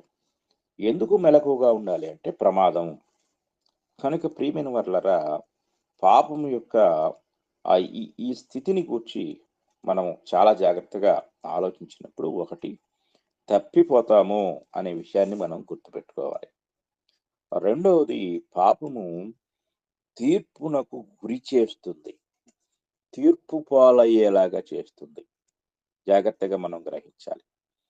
యోహాను సువార్త 3వ అధ్యాయం 18వ వచనాన్ని మనం చదువుకుందాం. యోహాను సువార్త 3వ అధ్యాయము 18వ వచనాన్ని మనం చదువుకున్నట్లయితే అక్కడ ఈ మాట కనపడుతుంది. 18వ వచనం, యోహాను సువార్త 3వ అధ్యాయం. ఆయన యందు విశ్వాసముంచు వానికి తీర్పు తీర్చబడదు. విశ్వసింపని వాడు దేవుని అద్వితీయ కుమారుని నామమందు విశ్వాసముంచలేదు గనుక వానికి ఇంతకు మునుపే తీర్పు తీర్చబడెను. అంటే ఇంకా పాపములోనే ఉన్నవారు, అంటే ఇంకా వాక్యం వింటున్నప్పటికీ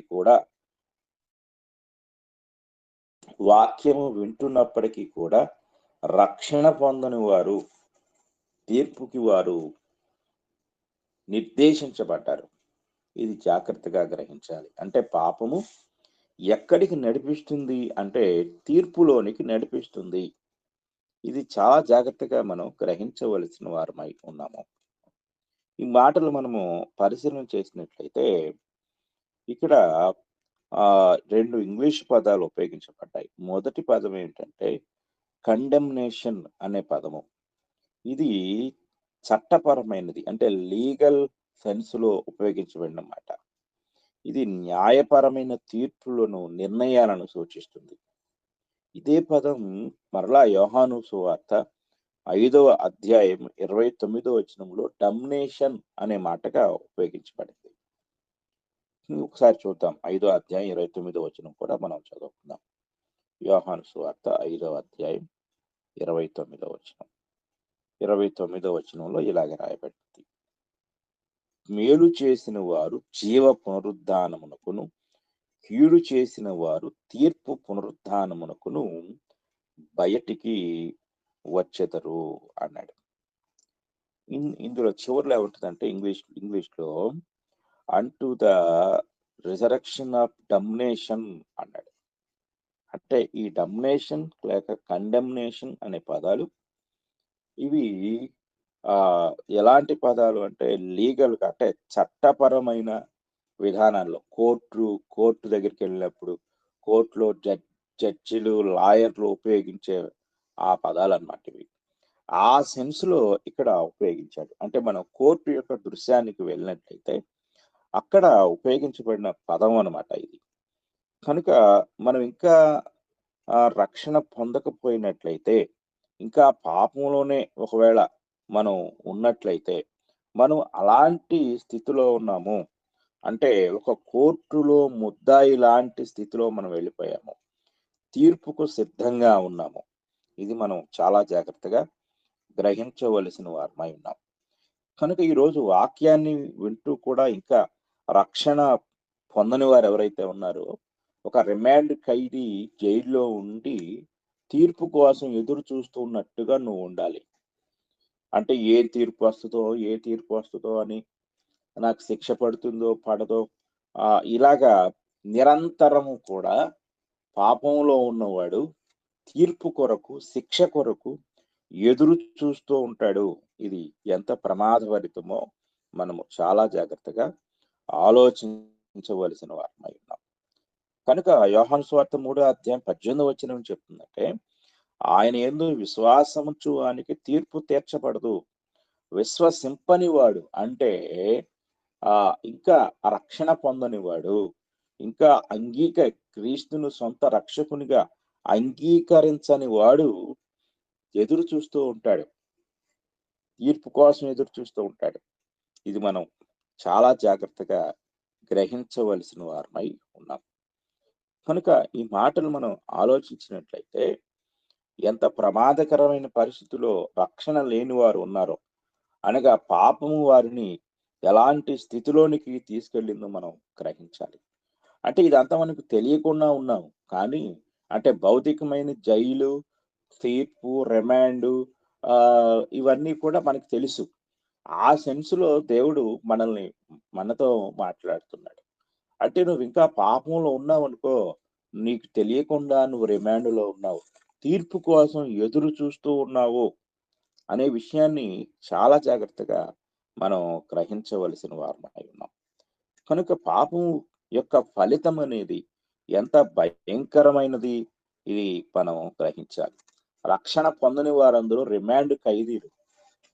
పాపం అనే ఆ యొక్క బందీగా, అంటే పాపం చేత బంధించబడి నువ్వు ఉన్నావు. ఏ క్షణమైనా నీకు తీర్పు విధించబడుతుంది. అంటే నువ్వు శిక్షకు పాత్రురాలు అవుతావు. కనుక చాలా జాగ్రత్తగా గ్రహించాలి. చూడండి, అంటే ఇది ఏం మాట్లాడుతుందంటే ఈ యొక్క వచనంలో, పాపంలో ఉన్నవారంతా కూడా అంటే క్రీస్తు ప్రభుని అంగీకరించిన వారైతే దీనికి సంబంధించిన వాళ్ళు కాదు, అంటే తీర్పుకు సంబంధించిన వారు కాదు. కానీ ఇంకా ఎవరైతే ఇంకా పాపంలోనే ఉన్నారో, రక్షణ పొందకుండా ఉన్నారో, వారు ఇలాంటి ప్రమాదకరమైన పరిస్థితిలో ఉన్నారు. మత్తయి సువార్త 11:22 మనం చదువుకున్నట్లయితే, విమర్శ దినమందు మీ గతి కంటే తూరు సీదోను పట్టణములో వారి గతి ఓర్వ తగినదై ఉండునని మీతో చెప్పుచున్నాను. మత్తయి సువార్త 11:22, అలాగే 24 కూడా మనం చదువుకున్నాం. ఆ 24 విమర్శ దినమందు నీ గతి కంటే స్వధమ దేశపు వారి గతి ఓర్వ తగినదై ఉండునని మీతో చెప్పుచున్నానని. అంటే ఈ పదాల యొక్క తీవ్రత, పాపానికి కలిగే శిక్ష ఎంత తీవ్రంగా ఉంటుందో దేవుడు తెలియజేస్తూ ఉన్నాడు.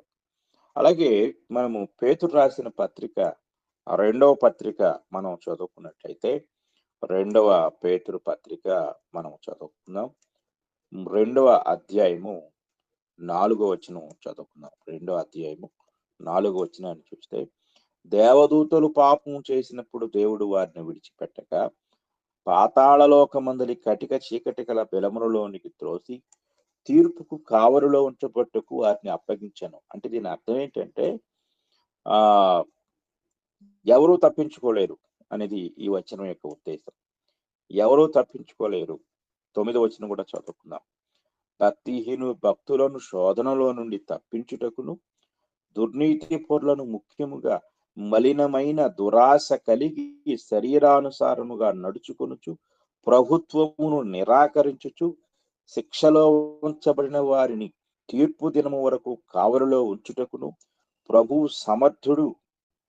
ఎప్పటి వరకు? తీర్పు వరకు కూడా మనం ఎదురు చూస్తూ ఉండాలి. ఇది చాలా ప్రమాదకరమైన పరిస్థితి.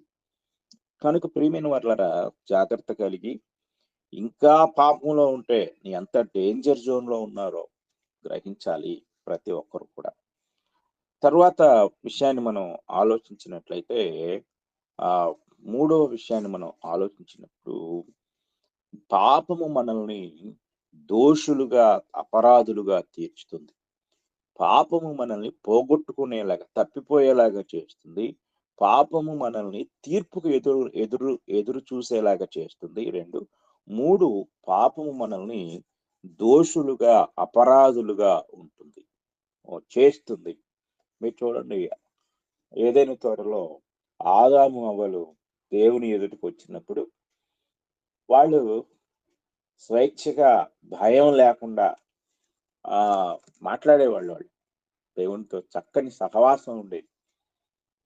కానీ ఎప్పుడైతే పాపం ప్రవేశించిందో వాళ్ళు చాలా గిల్టీగా, చాలా అంటే అపరాధ భావంతో, దోష భావంతో, తప్పు చేశామనే భావంతో, భయంతో దేవుని ఎదుటికి రావటానికి ధైర్యం చాలక, అంతకు ముందు దేవునితో వారికి ఉన్న సంబంధం అంతా కూడా, అంటే ఎంత ఫ్రీనెస్ ఉండేది, ఎంత ఫ్రీగా ఉండేవాడు ఆయనతోటి, ఎంత చనువుగా ఉండేవారు ఆయనతోటి. కానీ ఇప్పుడు అంతా పోయింది. అంతా పోయి దాని స్థానంలో అపరాధ భావం, తప్పు చేశామనే భావం అనేది, అంటే ఒక దొంగతనంలోనో, హత్యలోనో, అంటే రెడ్ హ్యాండెడ్ గా పట్టబడిన వాడు అంటారు కదా, అలాగా పట్టబడిన వాడు ఇంకేమీ మాట్లాడలేడు ఇక. అంటే ఒకవేళ తర్వాత ఎప్పుడు దొరికాడు అనుకోండి, అతను అది నేను చేయలేదు అని చెప్పి తప్పించుకోవటానికి మన చట్టంలో చాలా ఉన్నాయి. కానీ ఇక్కడ ముఖాముఖిగా దొరికినవాడు, ఆ దొంగతనం చేసేటప్పుడే దొరికినవాడు, ఆ హత్య చేసేటప్పుడే దొరికినవాడు ఇంకేం మాట్లాడలేడు. ఇక అతను ఏమి మాట్లాడటానికి ఛాన్స్ లేదు. ఇప్పుడు అలాగే ఉంది. పాపం కూడా నిన్ను ఏమి మాట్లాడలేకుండా నీ నోరు మూపిస్తుంది. నువ్వేం మాట్లాడలేవు, ఇక నువ్వేం చేయలేవు. ఇక నిన్ను అపరాధిగా నిలబెడుతుంది, దోషిగా నిలబెడుతుంది. రోమపత్రిక 3వ అధ్యాయం 9వ వచనాన్ని మనం చదువుకుందాం. రోమీయులకు రాసిన పత్రిక 3వ అధ్యాయము మనం చదువుకున్నట్లయితే, అక్కడ మనము చాలా జాగ్రత్తగా పరిశీలించినప్పుడు, అలాగని ఏమందుము, మేము వారికంటే శ్రేష్ఠులమా, తక్కువ వారమా? ఎంత మాత్రమును కాము, యూదులేమి, గ్రీసు దేశస్థులేమి, అందరూ పాపమునకు లోనై ఉన్నారని ఇంతకు ముందు దోషారోపణ చేసి ఉన్నాము. అంటే పాపము దోషారోపణ చేస్తుంది, నిన్ను దోషిగా, ముద్దాయిగా బోన్లో నిలబెడుతుంది. తలదించుకుని శిక్షకు మాత్రమే, జడ్జి గారి నోటి నుండి వచ్చే తీర్పును మాత్రమే వినటానికి నువ్వు ప్రిపేర్ అయిపోవాలి. చేసేది ఏమీ లేదు. ఇంతటి ప్రమాదకరమైనది పాపము అనే సత్యాన్ని మనం చాలా జాగ్రత్తగా గ్రహించవలసిన వారమై ఉన్నాం. తర్వాత మనము ఆలోచించినట్లయితే, ఇక తదుపరి పాయింట్ మనం ఆలోచించినప్పుడు 4వ పాయింట్, ఇంగ్లీష్ లో పెర్డిషన్ అన్నారు, అంటే నాశనం అనే విషయాన్ని చాలా జాగ్రత్తగా మనం ఆలోచించినట్లయితే, ఫిలిప్పీలకు రాసిన పత్రిక 1వ అధ్యాయము 27వ వచనాన్ని మనం చదువుకుందాం. ఫిలిప్పీలకు రాసిన పత్రిక 1వ అధ్యాయము 27వ వచనాన్ని మనం చదువుకున్నట్లయితే, నేను వచ్చి మిమ్మును చూచినను రాకపోయినను మీరు ఏ విషయంలోనూ ఎదురించు వారికి బెదరక అందరూ ఒక్క భావముతో సువార్త విశ్వాస పక్షమున పోరాడుచు ఏక మనస్సు గలవారై నిలిచి ఉన్నారని నేను మిమ్మును గూర్చి వినులాగున మీరు క్రీస్తు సువార్తకు తగినట్లుగా ప్రవర్తించుడి. అట్లు మీరు బెదరకుండుట వారికి నాశనమును, మీకు రక్షణయును కలుగుననుటకు సూచన అయ్యున్నది. ఇది దేవుని వలన కలుగునదే. పౌలు గారు ఈ 2 వచనాల్లో 2 రకాల ప్రజల గురించి మాట్లాడుతున్నాడు. ఏమిటి అంటే, ఒకటి రక్షించబడిన వారు దేవుని యొక్క బహుమానం కోసం ఎదురు చూస్తూ ఉంటారు. అలాగే రక్షించబడిన వారిని బెదిరించేవారు ఉంటారు కదా, అట్లు మీరు బెదరకుండుట వారికి అనగా ఎవరైతే రక్షణ పొందకుండా పాపంలో ఉండి రక్షించబడిన వారిని బెదిరిస్తూ, హింసిస్తూ, శోధిస్తూ, శ్రమ పెడుతూ ఉంటారు, వారికి నాశనం. అంటే పాపంలో ఉన్న వారికి ఏముంది అంటే నాశనము ఉంది అనే సంగతిని మనం చాలా జాగ్రత్తగా గ్రహించవలసిన వారమై ఉన్నాము. కనుక మనం ఆలోచించినట్లయితే ఇది చాలా ప్రమాదకరమైన పరిస్థితి. కనుక రక్షణ పొందని వారు నశించిపోవటానికి, నాశనానికి వాళ్ళు సిద్ధంగా ఉన్నారు. కనుక మనం చాలా జాగ్రత్తగా పరిశీలించవలసిన వారమై ఉన్నాం. దేవుని వాక్యాన్ని మనం పరిశీలించినట్లయితే అట్టి నాశనం ఎలాంటిది అంటే 2వ పేతురు పత్రిక 3వ అధ్యాయము 2వ పేతురు పత్రిక 3వ అధ్యాయము మనము చదువుకున్నట్లయితే 6వ వచనాన్ని చదువుకుందాం. ఆ నీళ్ల వలన అప్పుడున్న లోకము నీటి వరదలో మునిగి నశించెను. వాళ్ళు నశించిపోయారు, జరిగిపోయింది ఒక నాశనం. ఇంకొక నాశనాన్ని గురించి ఇప్పుడు మాట్లాడుతున్నాడు. అయితే ఇప్పుడున్న ఆకాశమును భూమియు భక్తిహీనుల తీర్పును నాశనమును జరుగు దినము వరకు అగ్ని కొరకు నిలువ చేయబడినవై అదే వాక్యము వలన భద్రము చేయబడి ఉన్నవి. చూడండి, ఇక్కడ ఒకప్పటి లోకము నీళ్లలో మునిగి నశించిపోయింది, కానీ ఇప్పుడు రాబోయే నాశనము అనేది అగ్ని కొరకు నిలువ చేయబడింది. అంటే ఇప్పుడున్న ఆకాశము భూమి రెండు కూడా భక్తిహీనుల తీర్పును నాశనమును. కనుక భక్తిహీనులు, పాపంలో ఉన్నవారు తీర్పు కొరకు, నాశనం కొరకు ఎదురు చూడాలి. కనుక పాపము నాశనము చేస్తుంది. చాలా మంది అంటూ ఉంటారు, వీళ్ళు ఎప్పుడు నాశనం అయిపోతారో. కనుక అది మనుషుల యొక్క ఆలోచన, అది వాళ్ళ సెన్స్ లో ఉపయోగించారు. కానీ ఇక్కడ మనం ఆలోచించినట్లయితే నిత్య నాశనము, ఇది నిత్య నాశనం, దేవుడు చేసే నాశనం ఇది. మనుషులు ఎవరినైనా నాశనం చేయాలి అనుకుంటే అది మనుషుల యొక్క పరిధిలోనే ఉంటుంది. కానీ దేవుడే నాశనం చేయాలనుకుంటే ఎలా ఉంటుందో మనం గ్రహించాలి. ఇక 5వ పాయింట్ మనం గమనించినట్లయితే శిక్ష అంటే ఇక మనము శిక్షను పొందబోతున్నాం, ఇది గ్రహించాలి. అంటే రక్షించబడని వారు, పాపంలో ఉన్నవారు. మత్తయి సువార్త 25వ అధ్యాయము 46వ వచనాన్ని మనం చదువుకుందాం. మత్తయి సువార్త 25వ అధ్యాయము, మత్తయి సువార్త 25వ అధ్యాయము 46వ వచనాన్ని మనం చదువుకున్నట్లయితే అక్కడ ఇలా కనపడుతుంది, వీరు నిత్య శిక్షకును నీతిమంతులు నిత్య జీవమునకును పోవుదురు. ఇది ఎలాంటిది అంటే నిత్య శిక్ష. అంటే మనం నాశనం గురించి చెప్పుకున్నాం, తర్వాత ఇప్పుడు శిక్ష గురించి చెప్పుకుంటున్నాం. 5వ పాయింట్ శిక్ష. ఎలాంటి శిక్ష ఇది అంటే తప్పించుకోలేని శిక్ష, అంటే నిత్య శిక్ష. కనుక అంటే ఈ నిత్య శిక్ష తర్వాత పశ్చాత్తాపడటం, మారు మనసు పొందటం, ఇలాంటి మినహాయింపులు ఏమీ లేవు. ఇది మనం చాలా జాగ్రత్తగా గ్రహించవలసిన వారమై ఉన్నాం.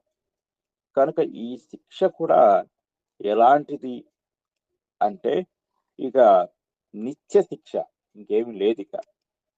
కనుక పాపం యొక్క అంతిమ గమ్యం ఏమిటంటే నిత్య శిక్ష అనేది మనం చాలా జాగ్రత్తగా పరిశీలించవలసిన వారమై ఉన్నాం. కనుక ప్రియమైన వాళ్ళారా, జాగ్రత్తగా గ్రహించండి. ఇంకా పాపంలో ఉంటే, ఇంకా పాపం చేస్తూ ఉంటే ఆ ఎంత భయంకరమైన శిక్ష, నిత్య శిక్ష.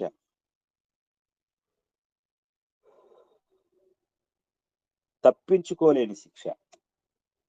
ఈ శిక్షను మనం తప్పించుకోవడానికి దేవుడు మనకు ఒక అవకాశాన్ని ఇస్తున్నాడు. అది భూమి మీద ఉండగానే, బ్రతికుండగానే అనే విషయాన్ని మనం ఎప్పుడు కూడా మర్చిపోకూడదు.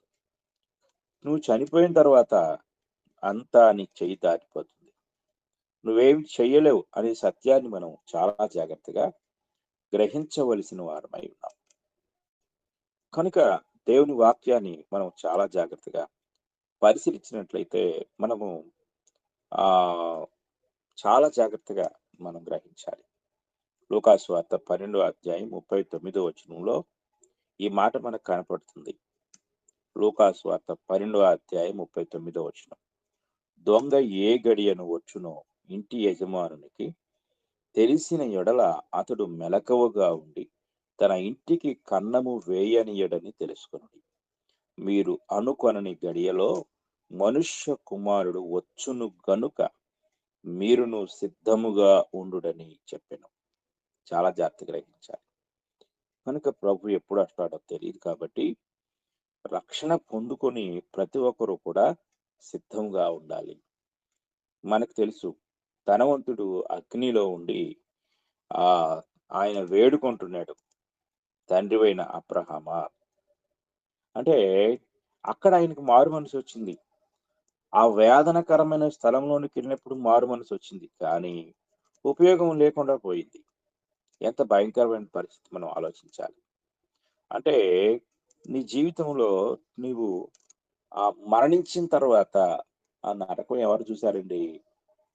ఎవరు చూశారు పరలోకం ఉందని అని ఒకవేళ అనుకుంటే అక్కడికి వెళ్ళాక చూస్తావు, తప్పకుండా చూస్తావు. కానీ నీకు చాయిస్ లేదు, ఇక అవకాశం లేదు. ఇది జాగ్రత్తగా గ్రహించాలి. చూడండి 16వ అధ్యాయం లూకాసు వార్త 16వ అధ్యాయం 24వ వచనం మనం చదువుకుందాం. తండ్రివైన అబ్రహామా, నా యందు కనికరపడి తన వ్రేలి కొనను నీళ్లలో ముంచి నా నాలుకను చల్లార్చుటకు లాజరును పంపుము, నేను ఈ అగ్ని జ్వాలలో యాతన పడుచున్నానని కేకలు వేసి చెప్పెను. అందుకు అబ్రహాము, కుమారుడా, నీవు నీ జీవిత కాలమందు నీకిష్టమైనట్టు సుఖము అనుభవించితివి, అలాగుననే లాజరు కష్టము అనుభవించినని జ్ఞాపకము చేసుకొనుము. ఇప్పుడైతే వాడు ఇక్కడ నెమ్మది పొందుచున్నాడు, నీవు యాతన పడుచున్నావు. అంతేకాక ఇక్కడ నుండి మీ యొద్దకు దాటగోరు వారు దాటి పోజాలకున్నట్టును, అక్కడి వారు మా యొద్దకు దాటి రాజాలకున్నట్టును మాకును మీకును మధ్య మహా అగాధముంచబడినదని చెప్పాడు. అప్పుడు అతడు, తండ్రి, అలాగైతే నాకు 5 సహోదరులు ఉన్నారు, వారును ఈ వేదనకరమైన స్థలమునకు రాకుండా వారికి సాక్ష్యం ఇచ్చుటకై నా తండ్రి ఇంటికి వాని పంపవలని నిన్ను వేడుకొనుచున్నాను. ఇక్కడ చూడండి, నా దగ్గరికి పంపమన్నాడు, కుదరదు అన్నాడు అబ్రహాం గారు. సరే, మా ఊరికైనా మా ఇంటికైనా పంపిస్తే నాకులాగే వాక్యాన్ని వినని, రక్షణ తృణీకరించి ఇదిగో ఇక్కడికి రావడానికి సిద్ధంగా ఉన్న 5 సహోదరులు ఉన్నారు, వాళ్ళకైనా అవకాశం వస్తుందేమో అంటే అది కూడా కుదరదు అన్నాడు. అంటే ఏం కుదురుతుంది? ఎక్కడ కుదురుతుంది? ఇక్కడే కుదురుతుంది, ఇప్పుడే కుదురుతుంది. కనుక రక్షణ పొందడానికి ఇంతవరకు పాపాన్ని గురించి ఎన్ని భయంకరమైన విషయాలు మనం తెలుసుకున్నామో వాటన్నిటినీ కూడా తప్పించుకొని, తీర్పును కూడా తప్పించుకొని, అంటే తీర్పు కోసం ఎదురు చూసే పని లేకుండా సరాసరి నిత్య జీవం కోసం ప్రభు ఎప్పుడు వస్తాడు, నా ప్రభు ఎప్పుడు వస్తాడు, నాకు నిత్య జీవం ఎప్పుడు ఇస్తాడు అని ప్రభువా త్వరగా రమ్ము, మరణాత అని పిలిచే అదృష్టాన్ని దేవుడు నీకు ఇస్తాడు. అది ఎప్పుడు అంటే రక్షణ పొందినప్పుడు. కనుక ప్రియమైన వారులారా, ఈ యొక్క ఉదయకాల సమయంలో ఇంకా రక్షణ పొందని వారు ఈ గ్రూపులో ఉంటే రక్షణ పొందండి. పొందిన వారు ఉంటే భయంతో, వణుకుతో అది ఎప్పుడైనా నీ చేతిలో నుండి దొంగిలించబడుతుంది అనే మెలకువ కలిగి, జాగ్రత్త పడాలని ప్రేమపూర్వకంగా తెలియజేస్తూ నేను ఈ మాటలు ముగిస్తూ ఉన్నాను. ఇంతవరకు శ్రద్ధగా విన్న మీ అందరికీ నా హృదయపూర్వకమైన వందనములు తెలియజేస్తూ ఉన్నాను. మీకు కూడా వందనములు సార్. మీరే ముగింపు ప్రార్థన చేయండి సార్.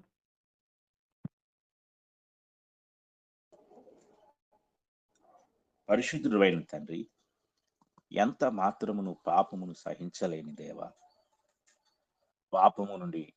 పాపము యొక్క క్రూరత్వము నుండి, దాని ద్వారా కలిగే ఆ భయంకరమైన విధ్వంసము నుండి తప్పించటానికి మీ ప్రేమను మా పట్ల కనపరిచి, మీ ప్రియ కుమారుని మా కోసం వెనకాడకుండా, ఏమాత్రము సందేహించకుండా ప్రాణదానంగా ఇచ్చిన తండ్రి మీకు స్తోత్రము. ఆ కుమారుని యందు మాకు విమోచనము అనగా పాప క్షమాపణను ప్రసాదించిన తండ్రి మీకు స్తోత్రాలు. ఈ కొద్ది రోజులుగా మేము పాపాన్ని గురించి వింటున్నాము తండ్రి. పాపము యొక్క భయంకరత్వాన్ని ఏమాత్రము కూడా గ్రహింపులేని వారముగా, అస్సలు పట్టించుకొని స్థితిలో యావత్ మానవ జాతి ఈరోజు కొనసాగిపోతా ఉంది తండ్రి. పట్టించుకునే జ్ఞానం దయచేయండి. ఈ వర్తమానము విన్న ప్రతి ఒక్కరూ కూడా పాపమును గుర్చిన జ్ఞానమును, గ్రహింపును, మెలకువను కలిగి ఇప్పుడే ఆ యొక్క భయంకరమైన స్థితిలో నుండి తప్పించబడి రక్షించబడి ఆలోచన దయచేయండి తండ్రి. మీకు స్తోత్రాలు చెల్లిస్తున్నాం. ఈ వర్తమానం విన్న ప్రతి ఒక్కరూ కూడా రక్షణ అనే ఆ గొప్ప మారు మనసును పొందుకున్నట్టు తండ్రి కృప అనుగ్రహించండి. అలాగే మా తండ్రి, మీ యొక్క మహాకృప బట్టి గ్రూపులో చేరిన ప్రతి ఒక్కరిని మీరు కనికరించండి, దీవించండి, ఆశీర్వదించండి. అలాగే మా తండ్రి, ఈ సమయంలో మీ యొక్క బిడ్డలుగా మేము ఈ గ్రూపులో చేరుటకు మీరు చూపిన కృపను బట్టి మీకు స్తోత్రాలు. అలాగే తండ్రి, మరి ఆన్లైన్ బైబిల్ ఇన్స్టిట్యూట్ లో కూడా మీ కృప అనుగ్రహించి తండ్రి, మరి చేర్చబడిన ప్రతి ఒక్కరూ కూడా చక్కగా పాఠాలు విని మీ కృపలో బలపరచబట్టుకు, రక్షణకు నడిపించబట్టుకు సహాయం దయచేయండి. సత్యాన్ని అంగీకరించే మనసు అనుగ్రహించండి. అలాగే మా తండ్రి, మా ప్రియుల్లో హరిత కుమారి గారి యొక్క భర్త గారు, అలాగే తండ్రి మరి ప్రియులు వసంతరావు గారు, తండ్రి మరి వారి ఆరోగ్యం కొరకు వేడుకుంటున్నాం. వారు మాత్రమే కాదు, ఇంకా గ్రూపులో ఎందరైతే మాకు తెలియకుండా బలహీనులుగా అనారోగ్యంతో ఉన్నారో వారిని బట్టి కూడా ప్రార్థిస్తున్నాం. అలాగే మా తండ్రి, మీ యొక్క మహాకృపను బట్టి ఇద్దరు చిన్న బిడ్డల విషయమై వేడుకుంటున్నాము. వారికి పరిపూర్ణ ఆరోగ్యాన్ని దయచేయండి. మరి ప్రాముఖ్యంగా తండ్రి, గుండెలో 3 రంధ్రాలతో ఎంతో బాధపడుతున్న 7 నెలల చిన్న బిడ్డను బట్టి వేడుకుంటున్నాం. ఆ బిడ్డను మీరు దీవించి, మీ చిత్తమైతే తండ్రి పరిపూర్ణ స్వస్థత, ఆరోగ్యాన్ని అనుగ్రహించండి. అలాగే తండ్రి, నాకంటే ముందుగా వాక్యాన్ని బోధించిన మీ దాసుని, అలాగే ఇంకా ప్రార్థన చేసిన వారు, పాటలు పాడిన వారు, బైబిల్ చదివిన వారు, గ్రూపులో ఉన్న ప్రతి ఒక్కరిని మీరు దీవించి ఆశీర్వదించండి తండ్రి. మరి ఈ కార్యం అంతటినీ కూడా ఎంతో మరి సమర్థవంతంగాను, బాధ్యతాయుతంగాను తండ్రి సమర్పణతో నడిపిస్తున్న మీ దాసుని మీరు బలపరచండి, దీవించి ఆశీర్వదించండి. కుటుంబాన్ని దీవించండి. వారు చేస్తున్న ప్రతి ప్రయత్నంలో తోడుగా ఉండండి. ఆర్థిక ఇబ్బందుల నుండి విడిపించండి. మీ కృప చేత ఆశీర్వదించమని ఈ ప్రార్థన మా ప్రభు అయిన యేసుక్రీస్తు వారి పరిశుద్ధ నామంలో అడిగి వేడుకుంటున్నాం తండ్రి. ఆమేన్.